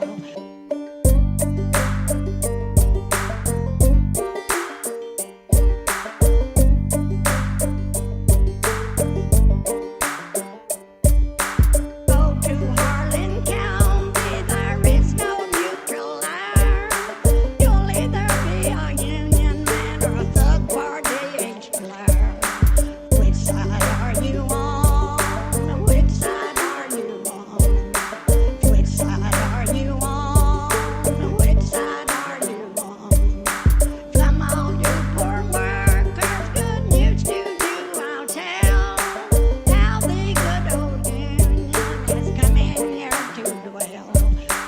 Which side are you on? Which side are you on? Which side are you on? Which side are you on? Which side are you on? Which side are you on?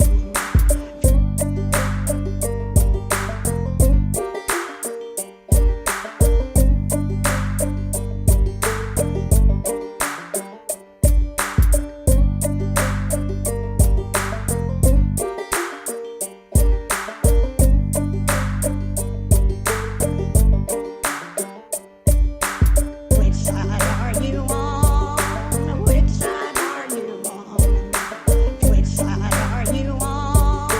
Which side are you on? Come on, you poor workers, good news to you I'll tell.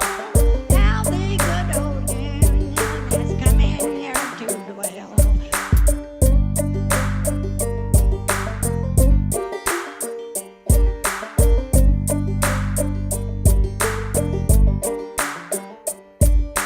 Go to Harlan County, there is no neutral there. You'll either be a union man or a thug party explorer. Which side are you on? Which side are you on? Which side are you on? Which side are you on? Come on, you poor workers, good news to you I'll tell. How the good old union has come in here to dwell. Which side are you on? Which side are you on? Which side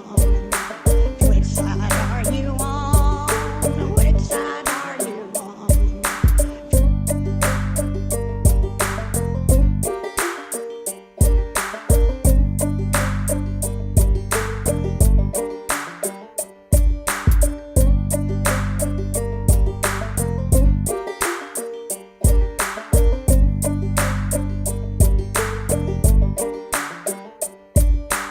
Which side are you on? Which side are you on? Which side are you on? Which side? There's good news to you I'll tell. How the good old union Sorry about that, guys. It took me a little bit to. In the heart of Alabama caught our attention. Coal miners in one community, they've been on strike. Took me a little bit to get the scene set up, but yeah, let's go ahead and bring the unionizing baristas from Birmingham, Alabama, into the show. And why don't y'all just go ahead and introduce yourselves? You want to go first, Tabitha?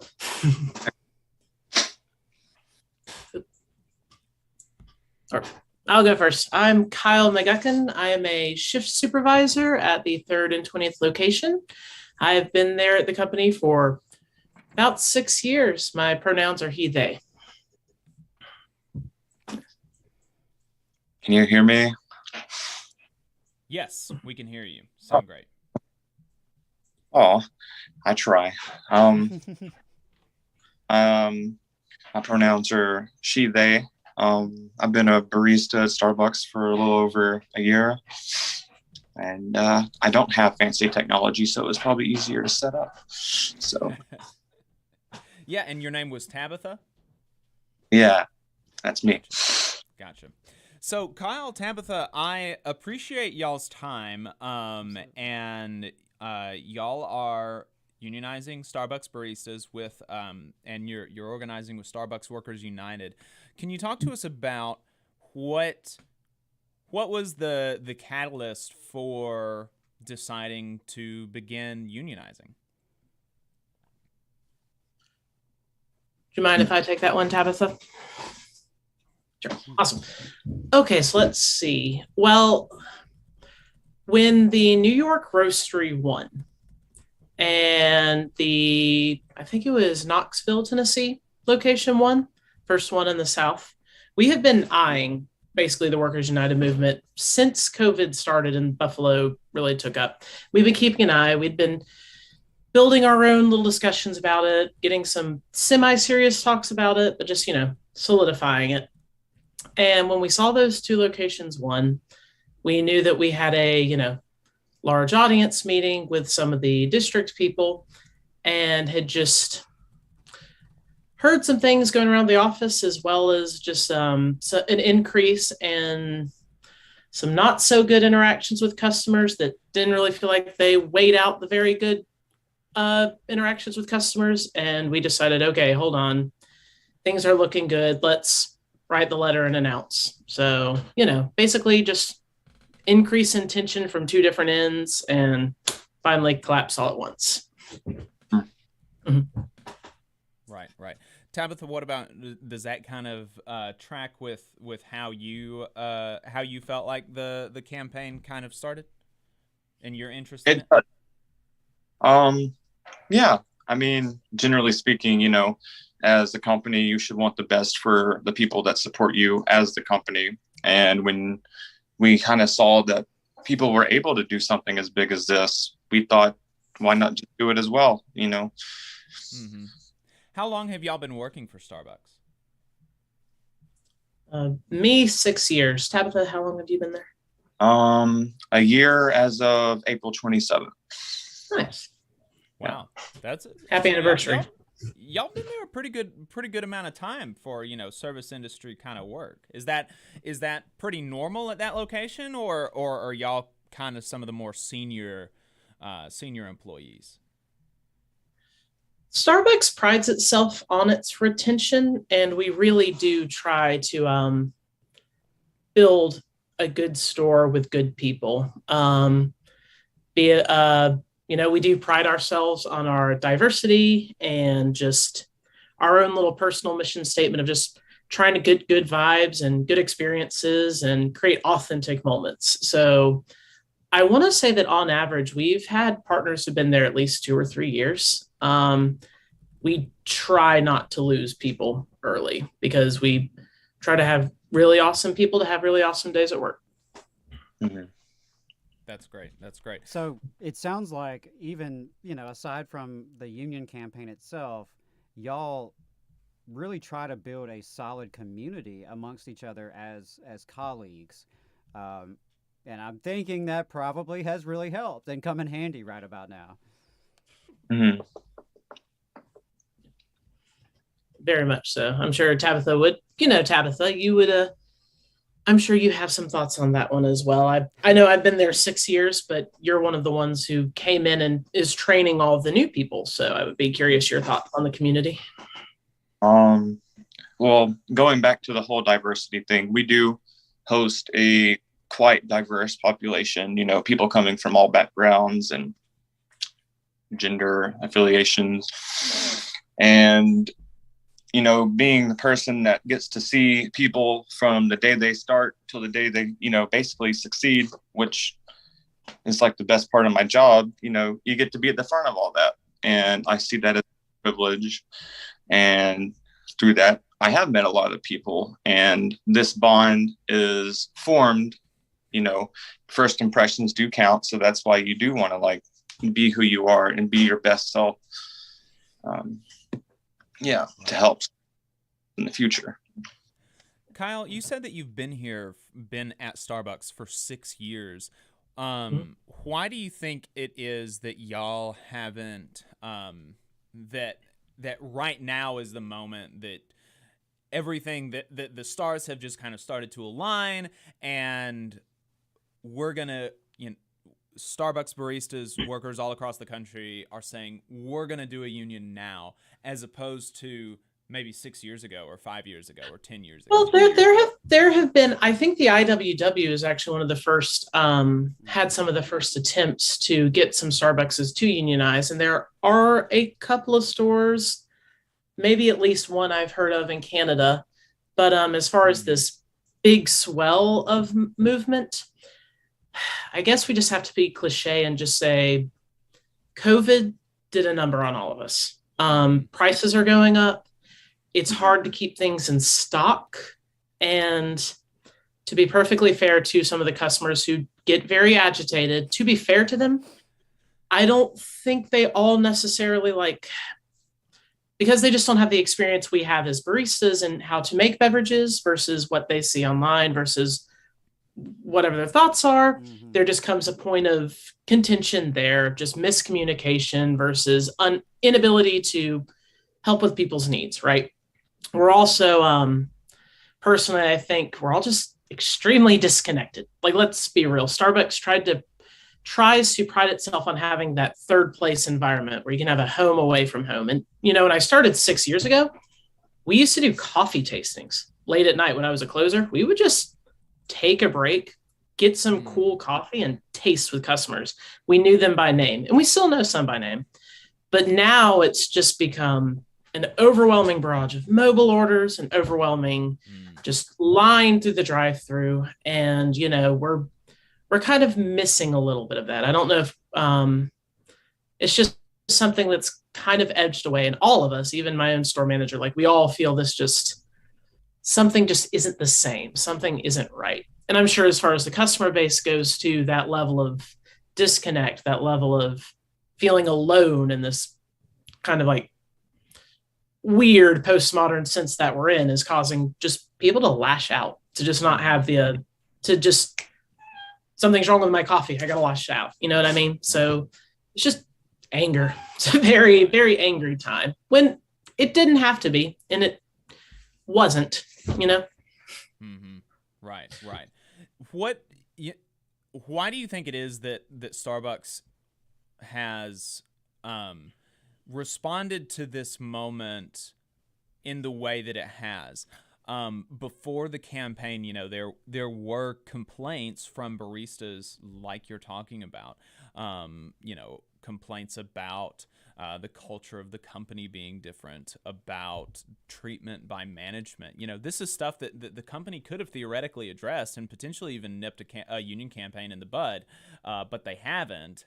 And then as the union campaign has kicked off, they have responded with, breaking the law, retaliating against workers, and really, really not very partner-friendly behavior before and during the campaign. Why do you think it is that the management has responded to the initial complaints and to the campaign in the way that it has? Say, Tabitha, do you want to take this one, or do you want me to take this one? This one it's spicy. I mean, we both could take it because I'm pretty sure we have equally diverse answers on that. You first, please. Oh. How about you first? Okay, fine. Well, I'm not trying to be a cynic about it, but the fact of the day, we've made a record profit in the quarter. I think Starbucks was beating McDonald's as the number one food sale retail. I could be wrong. Fact check me on that, please. But we're up there. We're busy. We're making more money than ever. And let's just be classical Marxists about it. The only way to profit is from the working class doing labor. And when labor is just the easiest thing to squeeze. So they see profit. We see everything going on. They're not here. They're here now. I've seen a lot of the upper management in my store as of this last week, but haven't seen them for about a year beforehand. Right. Yeah. Well, I think a lot of the fear, especially coming from, the higher ups, especially, like the CEO, I think it comes from a place of fear, because they're finally realizing that they're like one person, but this one person is over these thousands, millions of employees, basically. And now all these employees are able to feel empowered to have their voices heard. And I feel like after not having your voice heard for so long, and you're just daily troubles not being dealt with, we're going to have pushback. And I think that's a big cause. And I forgot what I was going to say, but yeah, people break. And I think the workers have finally broken free of the fear of what could be, and now want what should be. So how has the communication been between yourselves and the larger Starbucks Workers United? How much support have y'all been able to get from, I think even some amount of being difficult to reach would be totally understandable, as they're organizing thousands, tens of thousands of baristas in what is the largest campaign in the last several decades. But it seems to me that baristas on the ground have been very satisfied with how responsive the union is. And I'm wondering about what your experience has been talking to other baristas in the South. You mentioned that Knoxville was kind of a catalyst for y'all in Birmingham in actually thinking about going forward. How has the communication been and the support been between other baristas, some of the union staff and things like that, and y'all here in Birmingham? May I take that one, Tabitha? Yeah. I've spoken with Buffalo leadership to get the ball rolling in the beginning. They are very busy. They are very overwhelmed. We have 2 people on the ground who I have been in fairly good communication, as well as with our, legal advisors. But most of the on the ground community effort has come from our own customer base, which thank you guys for that. OCAT. The local DSA, our local Amazon and Bamazon workers. We've had a lot of community support from the UMWA. I actually went to go visit them during the Easter egg hunt. They came and did a sit-in with us. The RWDSU, even though they're not the main union we've been talking with, they've been very generous enough to open their union hall for us to talk and do some serious logistics work. But as far as Workers United, they've been, I don't go on Twitter, but from what I understand, they've been tweeting things that have happened. So, and I have been in contact with some of the people, but most of the on the ground community work is coming from people on the ground supporting us from our customer base and from the baristas at large. So, and we're not resentful for that. That is not a condemnation for SBU. They've got a lot to do. Oh yeah, no. And I think that is part of the power of the campaign nationally, is that they're able to delegate locally a lot of the support that is needed in a campaign like this. They've been able to delegate really effectively and efficiently a lot of the tasks that maybe union staff would handle from headquarters or from the union hall in other campaigns. They've been able to effectively delegate to local community organizations, to the baristas themselves, in a really efficient manner, and in a way that seems to make the baristas still feel very supported during the campaign, during a campaign in which they're facing a lot of backlash from the company. Okay. Yeah. I guess I would also just like to say that we definitely all support and appreciate all the help we received from them. And I think it's also good to also recognize all the baristas, whether it be like older baristas or even the newer baristas that have taken time out of their day to also inform and educate people on stuff like this and help separate the truth from the lies that people want you to think will happen. Mm-hmm. Right. Yeah, it might be a little liberal hippy dippy, but I do have to say that I'm very proud of all the partners there. It almost makes you believe in that whole the truth can eventually win, even amongst the lies, as hard as that is to believe in our current climate. But partners have really stood up. Baristas that I would not have expected to just like have a voice have spoken powerful words to some very powerful people. And I'm very thankful to be part of that group with them. Yeah, let's dig into that. But I'm sorry, Adam. No, I just said hell yeah. Yeah, because that's really inspiring and just it's great to hear.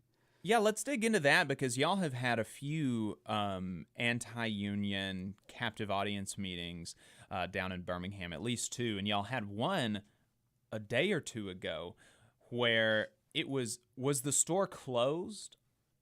Actually? Yeah. With a security guard out front. The store was closed with a security guard out front for the entire day, and it was just captive audience meetings. What was that? What were they telling you? What was that like? Tabitha and I had very different meetings. Why not you let her speak first? Because hers was one of the spicy ones. I'm gonna go take this cat somewhere real fast. Yeah, Tabitha, what was going on in that in that store? Basically, well, there was like this one person, this higher up lady that I'd never really seen before, associated or, accompanied by the other DMs in training. And DMs are district managers, by the way. Right. Yeah. And basically the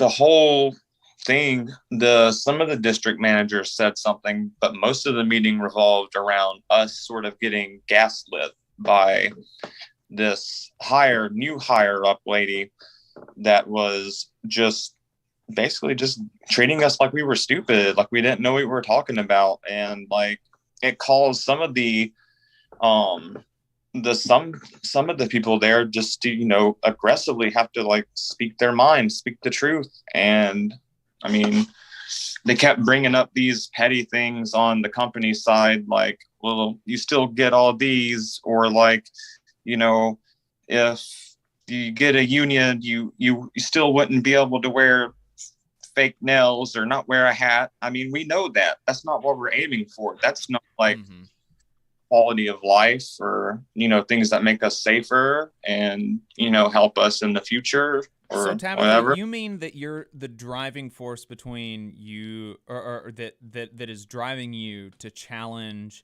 a very powerful company? It's not that you just want to wear a hat on the job, like that's not the only thing. Right. I feel like these $7 billion in profit, one hat. That's all it took. That was the spark. Yes, but I mean, people don't understand. Like, I mean, for one, I'm not scared of the corporation. Like, for real, I don't care. But like, when you have meetings like that, and then you have direct answers that basically come out to stuff like that and gaslighting the other employees, then there's I don't think the disconnect can get any more clear than that basically. So may I jump in on that one for a minute? For disconnect, I can give you 2 things on that. One of the other catalysts that has been a building block is obviously Alabama passed a scathingly reactionary anti-trans bill, and Starbucks has a lot of trans partners, in case you haven't noticed. And one of our partners lost her health care. And when in my meeting, we brought up that bill, she didn't know about it. She said, "What law? What are you talking about?" That was something that happened. On a similar subject of disconnect, and a trigger warning for all of you out there, but when I mentioned the Ashland, Virginia sexual assault case, I just would say go to vice.com and look up the Starbucks sexual assault and how it related to one of my own experiences of SA.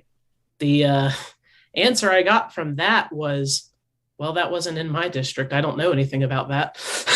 And that was because my store manager knew about that story, and he comforted me when he heard about this stuff. And like because we had to do some work for anti-discrimination and whatnot. And I didn't feel comfortable with some of the language and the stuff. And he was like, hey, write your little note. You did say what you need to feel. But that level of disconnect from someone who's in corporate wasn't in my district. Oof. And I can't speak for trans partners, whatever my gender identity may be, but not knowing about one of the most reactionary anti-trans bills that just got passed is harsh. Right. Not good, we could say. Right. Yeah, Tabitha, did you have something that you wanted to add to that? Oh, yeah. I mean, it's pretty bad not to know about that, because there's more to that than, just workplace safety. That involves a whole greater.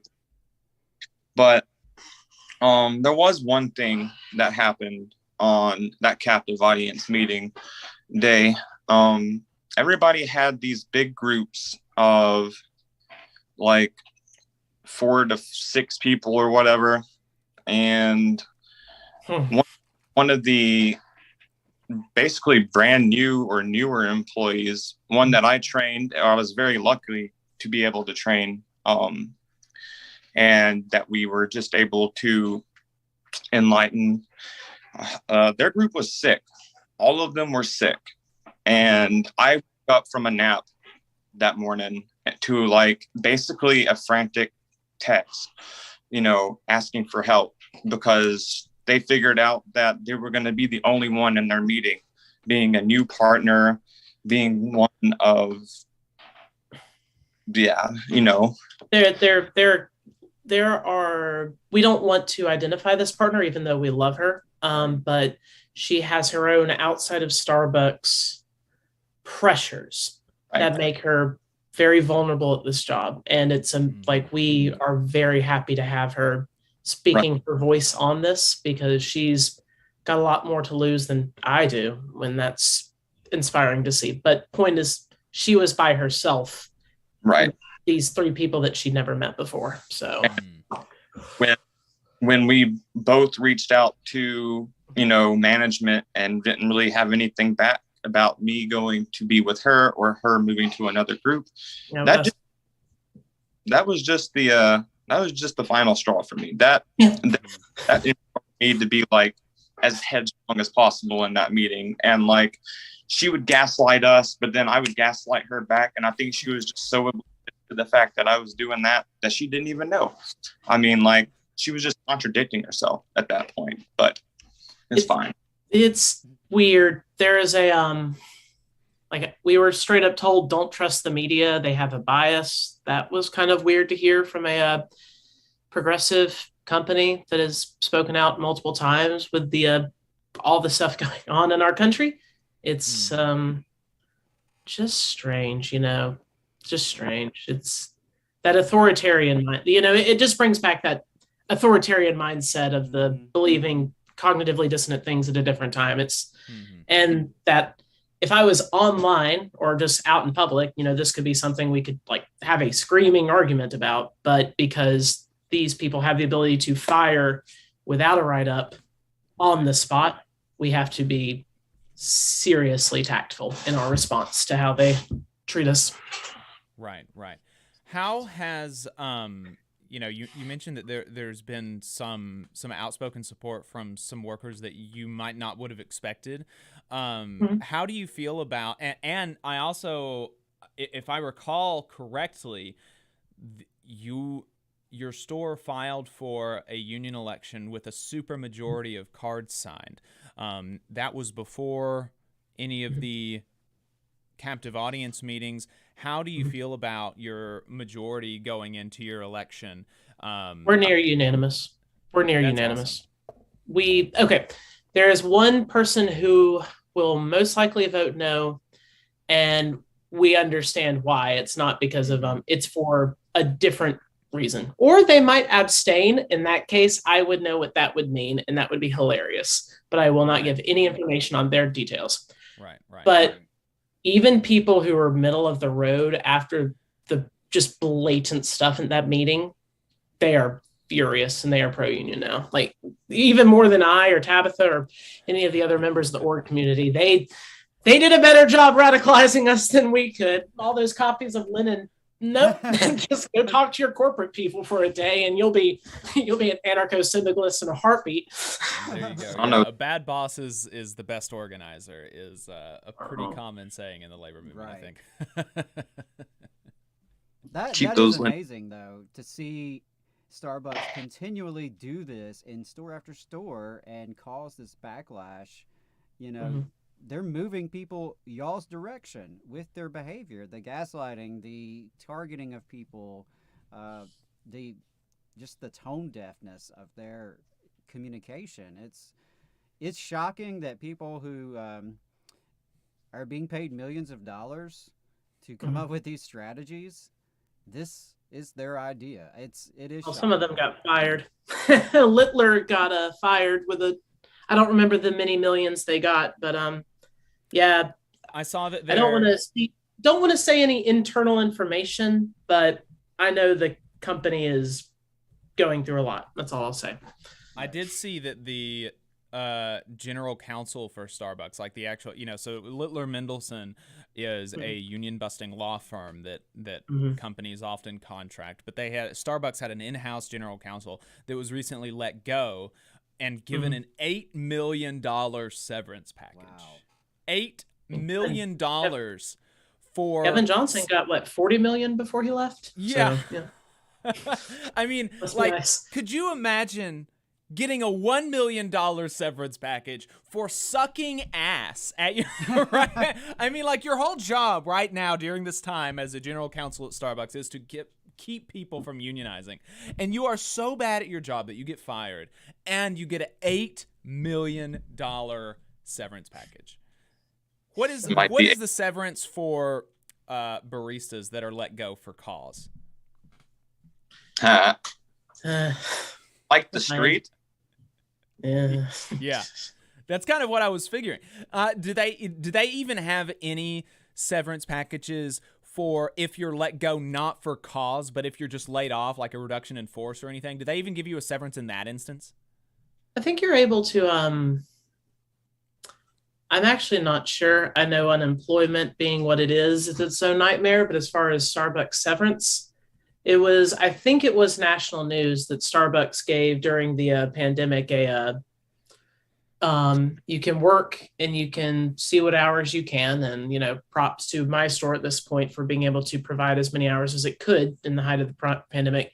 But the other one was you can go on unpaid leave for a little bit. And I think the third was here's $800 or no, it was a paycheck or 2 paychecks, something to that effect. And then we let you go. But I don't remember all the specifics as for right now. I can only say, look at the increase in our houseless population. And that's all I'll say as far as the state of America treating its working class people. Right. Yeah. Yeah, bad union busting lawyers getting an $8 million severance package. And at best, during the pandemic, and potentially not now at all, but during the pandemic, you were looking at a $400 to $800 check for unionizing or for non-unionizing baristas who are let go because there's not enough work for them. Just totally. Credit where credit was due. That was a lot more than a lot of people gave, which is just depressing. Yes. Depressing. Yeah.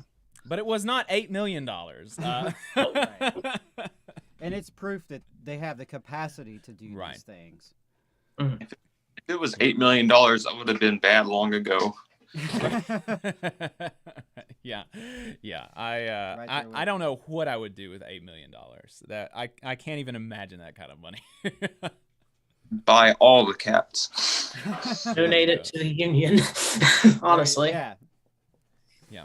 Well, I can tell you the production value on this show would go through the roof. Might actually have real professionals. That's right. Yeah. Might see a new host even. Somebody. Oh yeah, I would be booted out like immediately. You could get some brand management lawyers. You could get your whole corporate office. Then all of a sudden you're going to start getting unionized, and we'll see. We got you. Yeah. The circle repeating. Yeah, well, so Kyle, Tabitha, I really appreciate your time. Yes. do you have any kind of parting words that you would say to folks listening? Anything that you want to make sure that folks know about y'all's campaign down in Birmingham and across the country, and how we can support. And how we can support. Yeah. Do you want to go first, Tabitha, or do you want me? Okay, I'll go. I would say, whatever your politics are, then, I'm sure it can vary. The movement that we have is not some sort of spite movement. Whatever spicy thing a barista ever says, we love our job. We love each other. And we do love serving you guys out there. So, I think, as you said in when we actually did announce, you had an episode about that, don't boycott, but don't feel obligated to come to Starbucks if you don't drink. Please just stop by the store, meet us, say hi, get to talk to us for a little bit. We are people and we like to be treated and respected as people. And we want to, meet you fine people. So come visit us, hang out. But the main people who need to know that this isn't just a partner movement, it's for the entire community, are Starbucks corporate. So if there's any way you can leave reviews, any way you can get in contact with just the local or the higher Starbucks stuff, please do, and voice your concerns. There's a pretty chilling thing that said something like, if Starbucks cracked down on the unions, that only a few people would change their minds on the company. For those of you who it would change your minds, please let your voice be heard. And please come say hi to us, and your local partners. We're stressed. We need friends. Yeah. Tabitha? I definitely agree with all that Kyle said. And that, I hope that, especially partners, in the Southeast and wherever they may be, that are seeing us doing what we're doing and the location that we are doing it, I hope that this could enlighten them to, take the initiative as well and realize that we are bigger than them. So, yeah, and also, I was going to say, to any partners who are randomly listening to the Valley Labor Report, talk to your partners, come talk to us. We'll get you set up. There are a lot of us. We are partners. Come talk to us. Yeah. Hit us up. Yeah. We're sorry, one more question. And obviously, I wouldn't want you to tell me the location, but are you aware of any other Starbucks Workers United campaigns at locations in the state? Yes. Yeah. Awesome. For sure. And I've been SB Workers United has talked to me about expanding efforts with our store leadership. I know myself being one of the people to help out, but yes, partners have reached out. Keep an eye on the state. Keep an eye out. Well, we will certainly do that, and I look forward to having many more unionizing baristas from Alabama on the show. Thanks, Kyle and Tabitha. I appreciate it. Solidarity. Solidarity.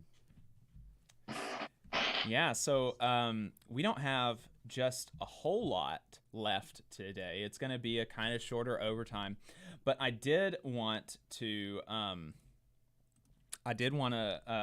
mention this before we go, that from the Washington Post, the National Labor Relations Board. Oh, and also, as we're doing this last story, maybe last two stories, if you want to call, you want to contribute to the show, you want to give your comment, the phone number is 844-899-TVLR. A lot of times we're super packed, and so we don't have time to get calls, but we'll definitely, as soon as you call in, basically, we'll bring you on if you want to call in. So 844-899-TVLR. That is 844-899-8857. So from the Washington Post, the National Labor Relations Board asked the U.S. District Court for the Western District of Tennessee to issue an injunction Tuesday last Tuesday, that would allow the workers to be reinstated at the Poplar Highlands coffee shop in Memphis. Kathleen McKinney, that's the Poplar Highlands Starbucks coffee shop in Memphis. Kathleen McKinney, the NLRB director for the New Orleans region, also said that the company must cease its unlawful conduct immediately so that all Starbucks workers can fully and freely exercise their labor rights. Fantastic. This is fantastic news.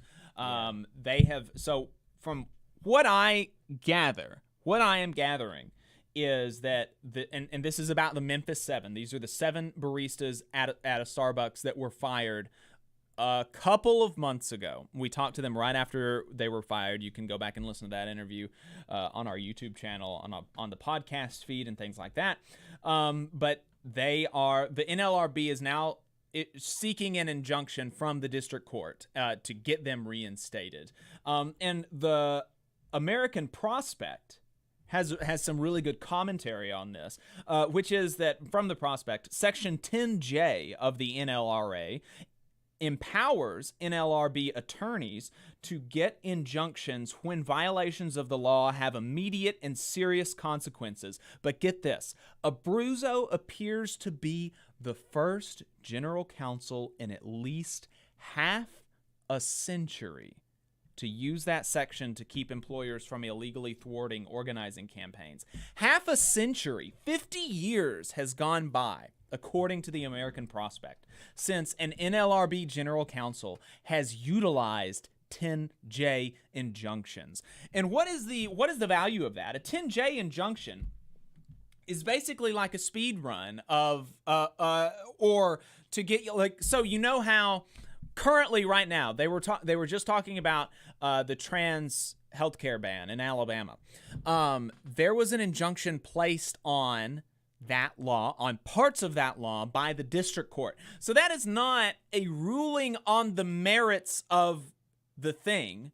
It's just saying this law can't go into effect until it's run its course, right? Am I making sense? It's not a ruling on the injunction is not a ruling on the merits of the law, on the constitutionality of the law.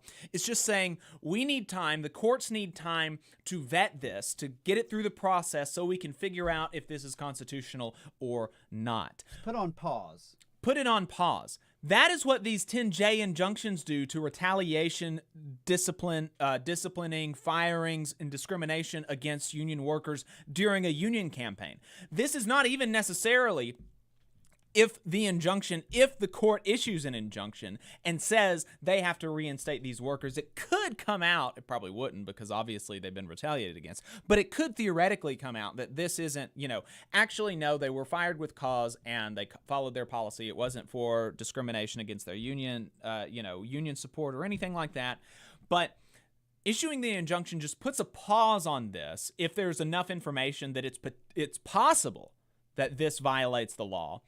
Because why? Because workers there obviously know that retaliation is happening. And if they see retaliation happening and nobody is stepping in to stop it, what does that do? That could theoretically put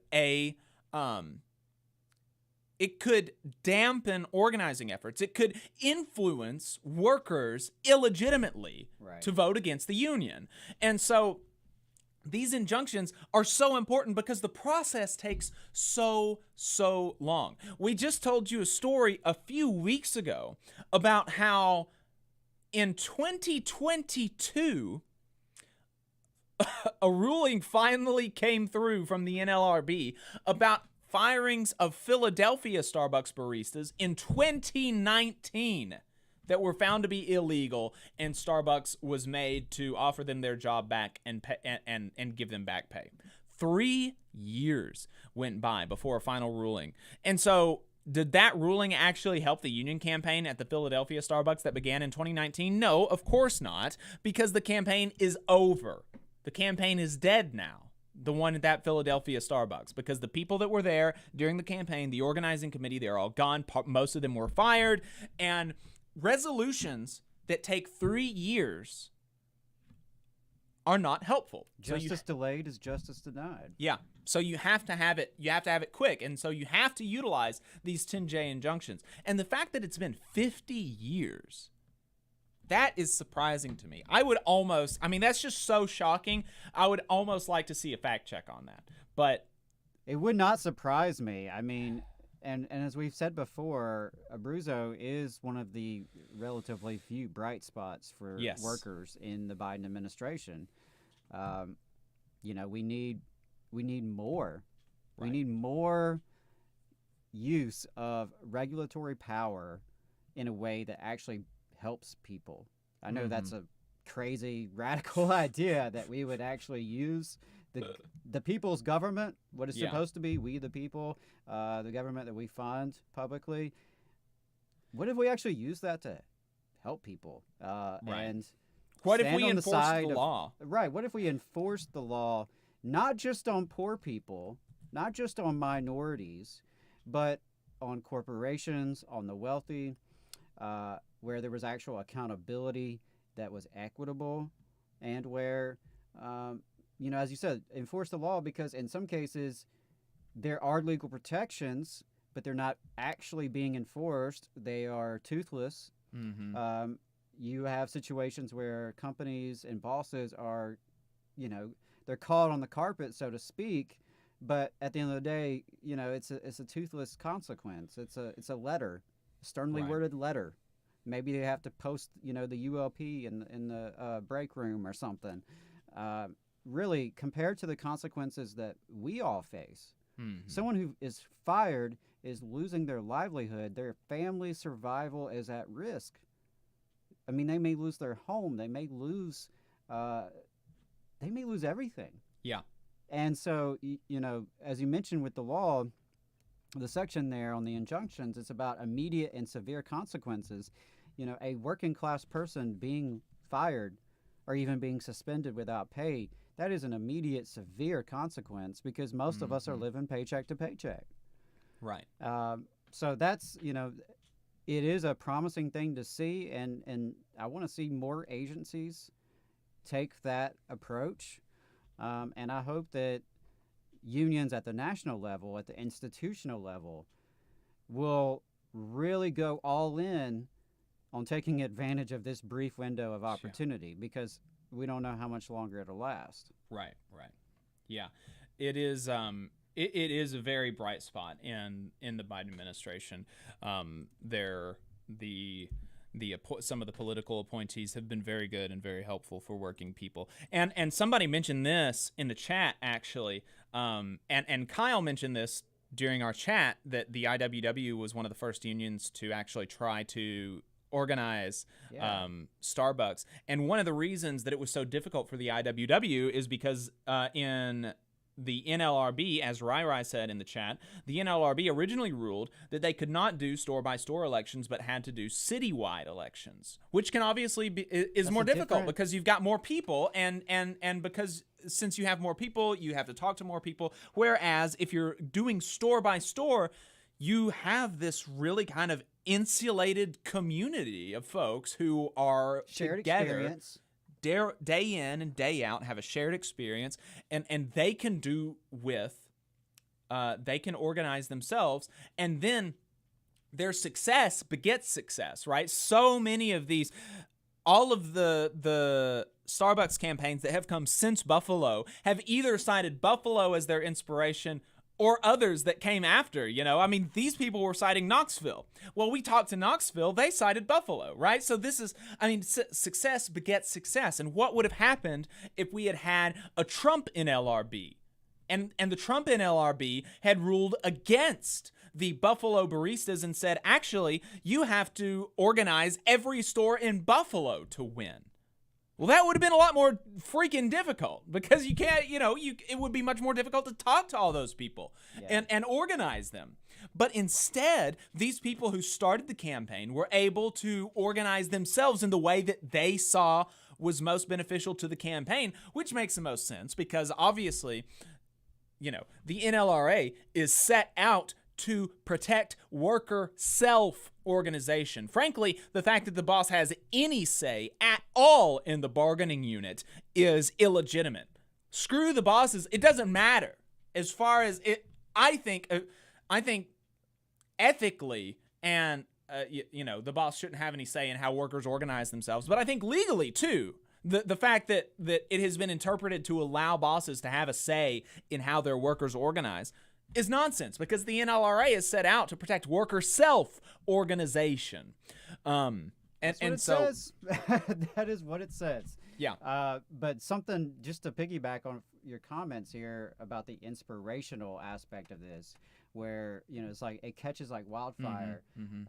And probably my favorite comment from the interview we just had with Kyle and Tabitha was, why not us? Right. Why not us? And I think that's very important, especially those of us who are in the Deep South, who have been surrounded by reactionary and discriminatory politics, who've been surrounded by anti-union politics and propaganda. You know what? Why not us? We can do this too. This isn't just for New York folks and California folks. We can do it too down here in Alabama, right here in Huntsville, in Birmingham, across this state. And as I discussed earlier in the show, we have a proud history of doing that. A proud history of coming across our differences to build solidarity and build our own power. So really, I take a lot of inspiration from what is happening there in Birmingham with Starbucks and with the other campaigns across the country. It's exciting to see, and it's a good time to be in the labor movement right now. And Absolutely. We just need more of us. Yeah.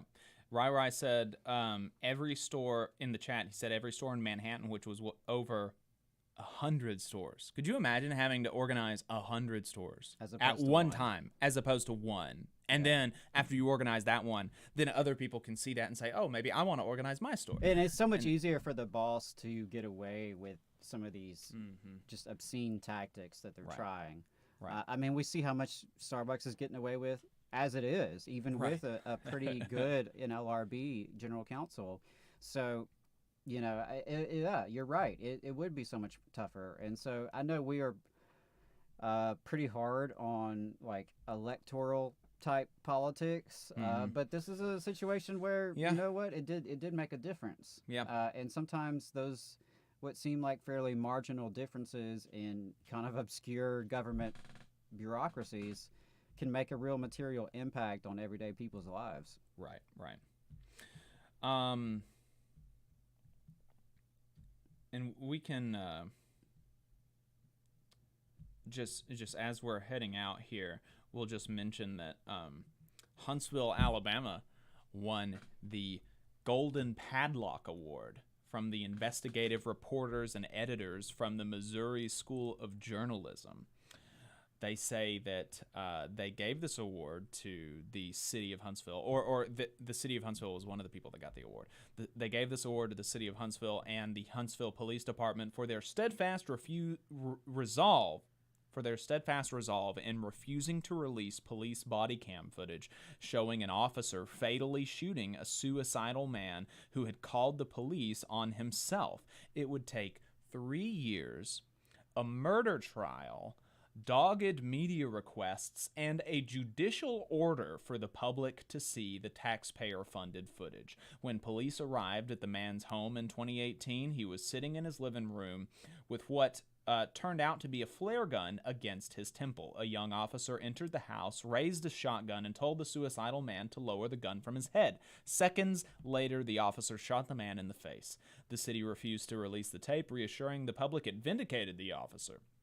3 years later, after the city devoted $125,000 of public money to the officer's criminal defense, the jury in the murder trial saw the footage and filed a guilty verdict. A judge finally released the footage to reporters in August of 2021. So, that's great. Yeah, the city of Huntsville, you just won another award, but probably not the one you were looking for, but it's one that says a lot about the power structure here in this city.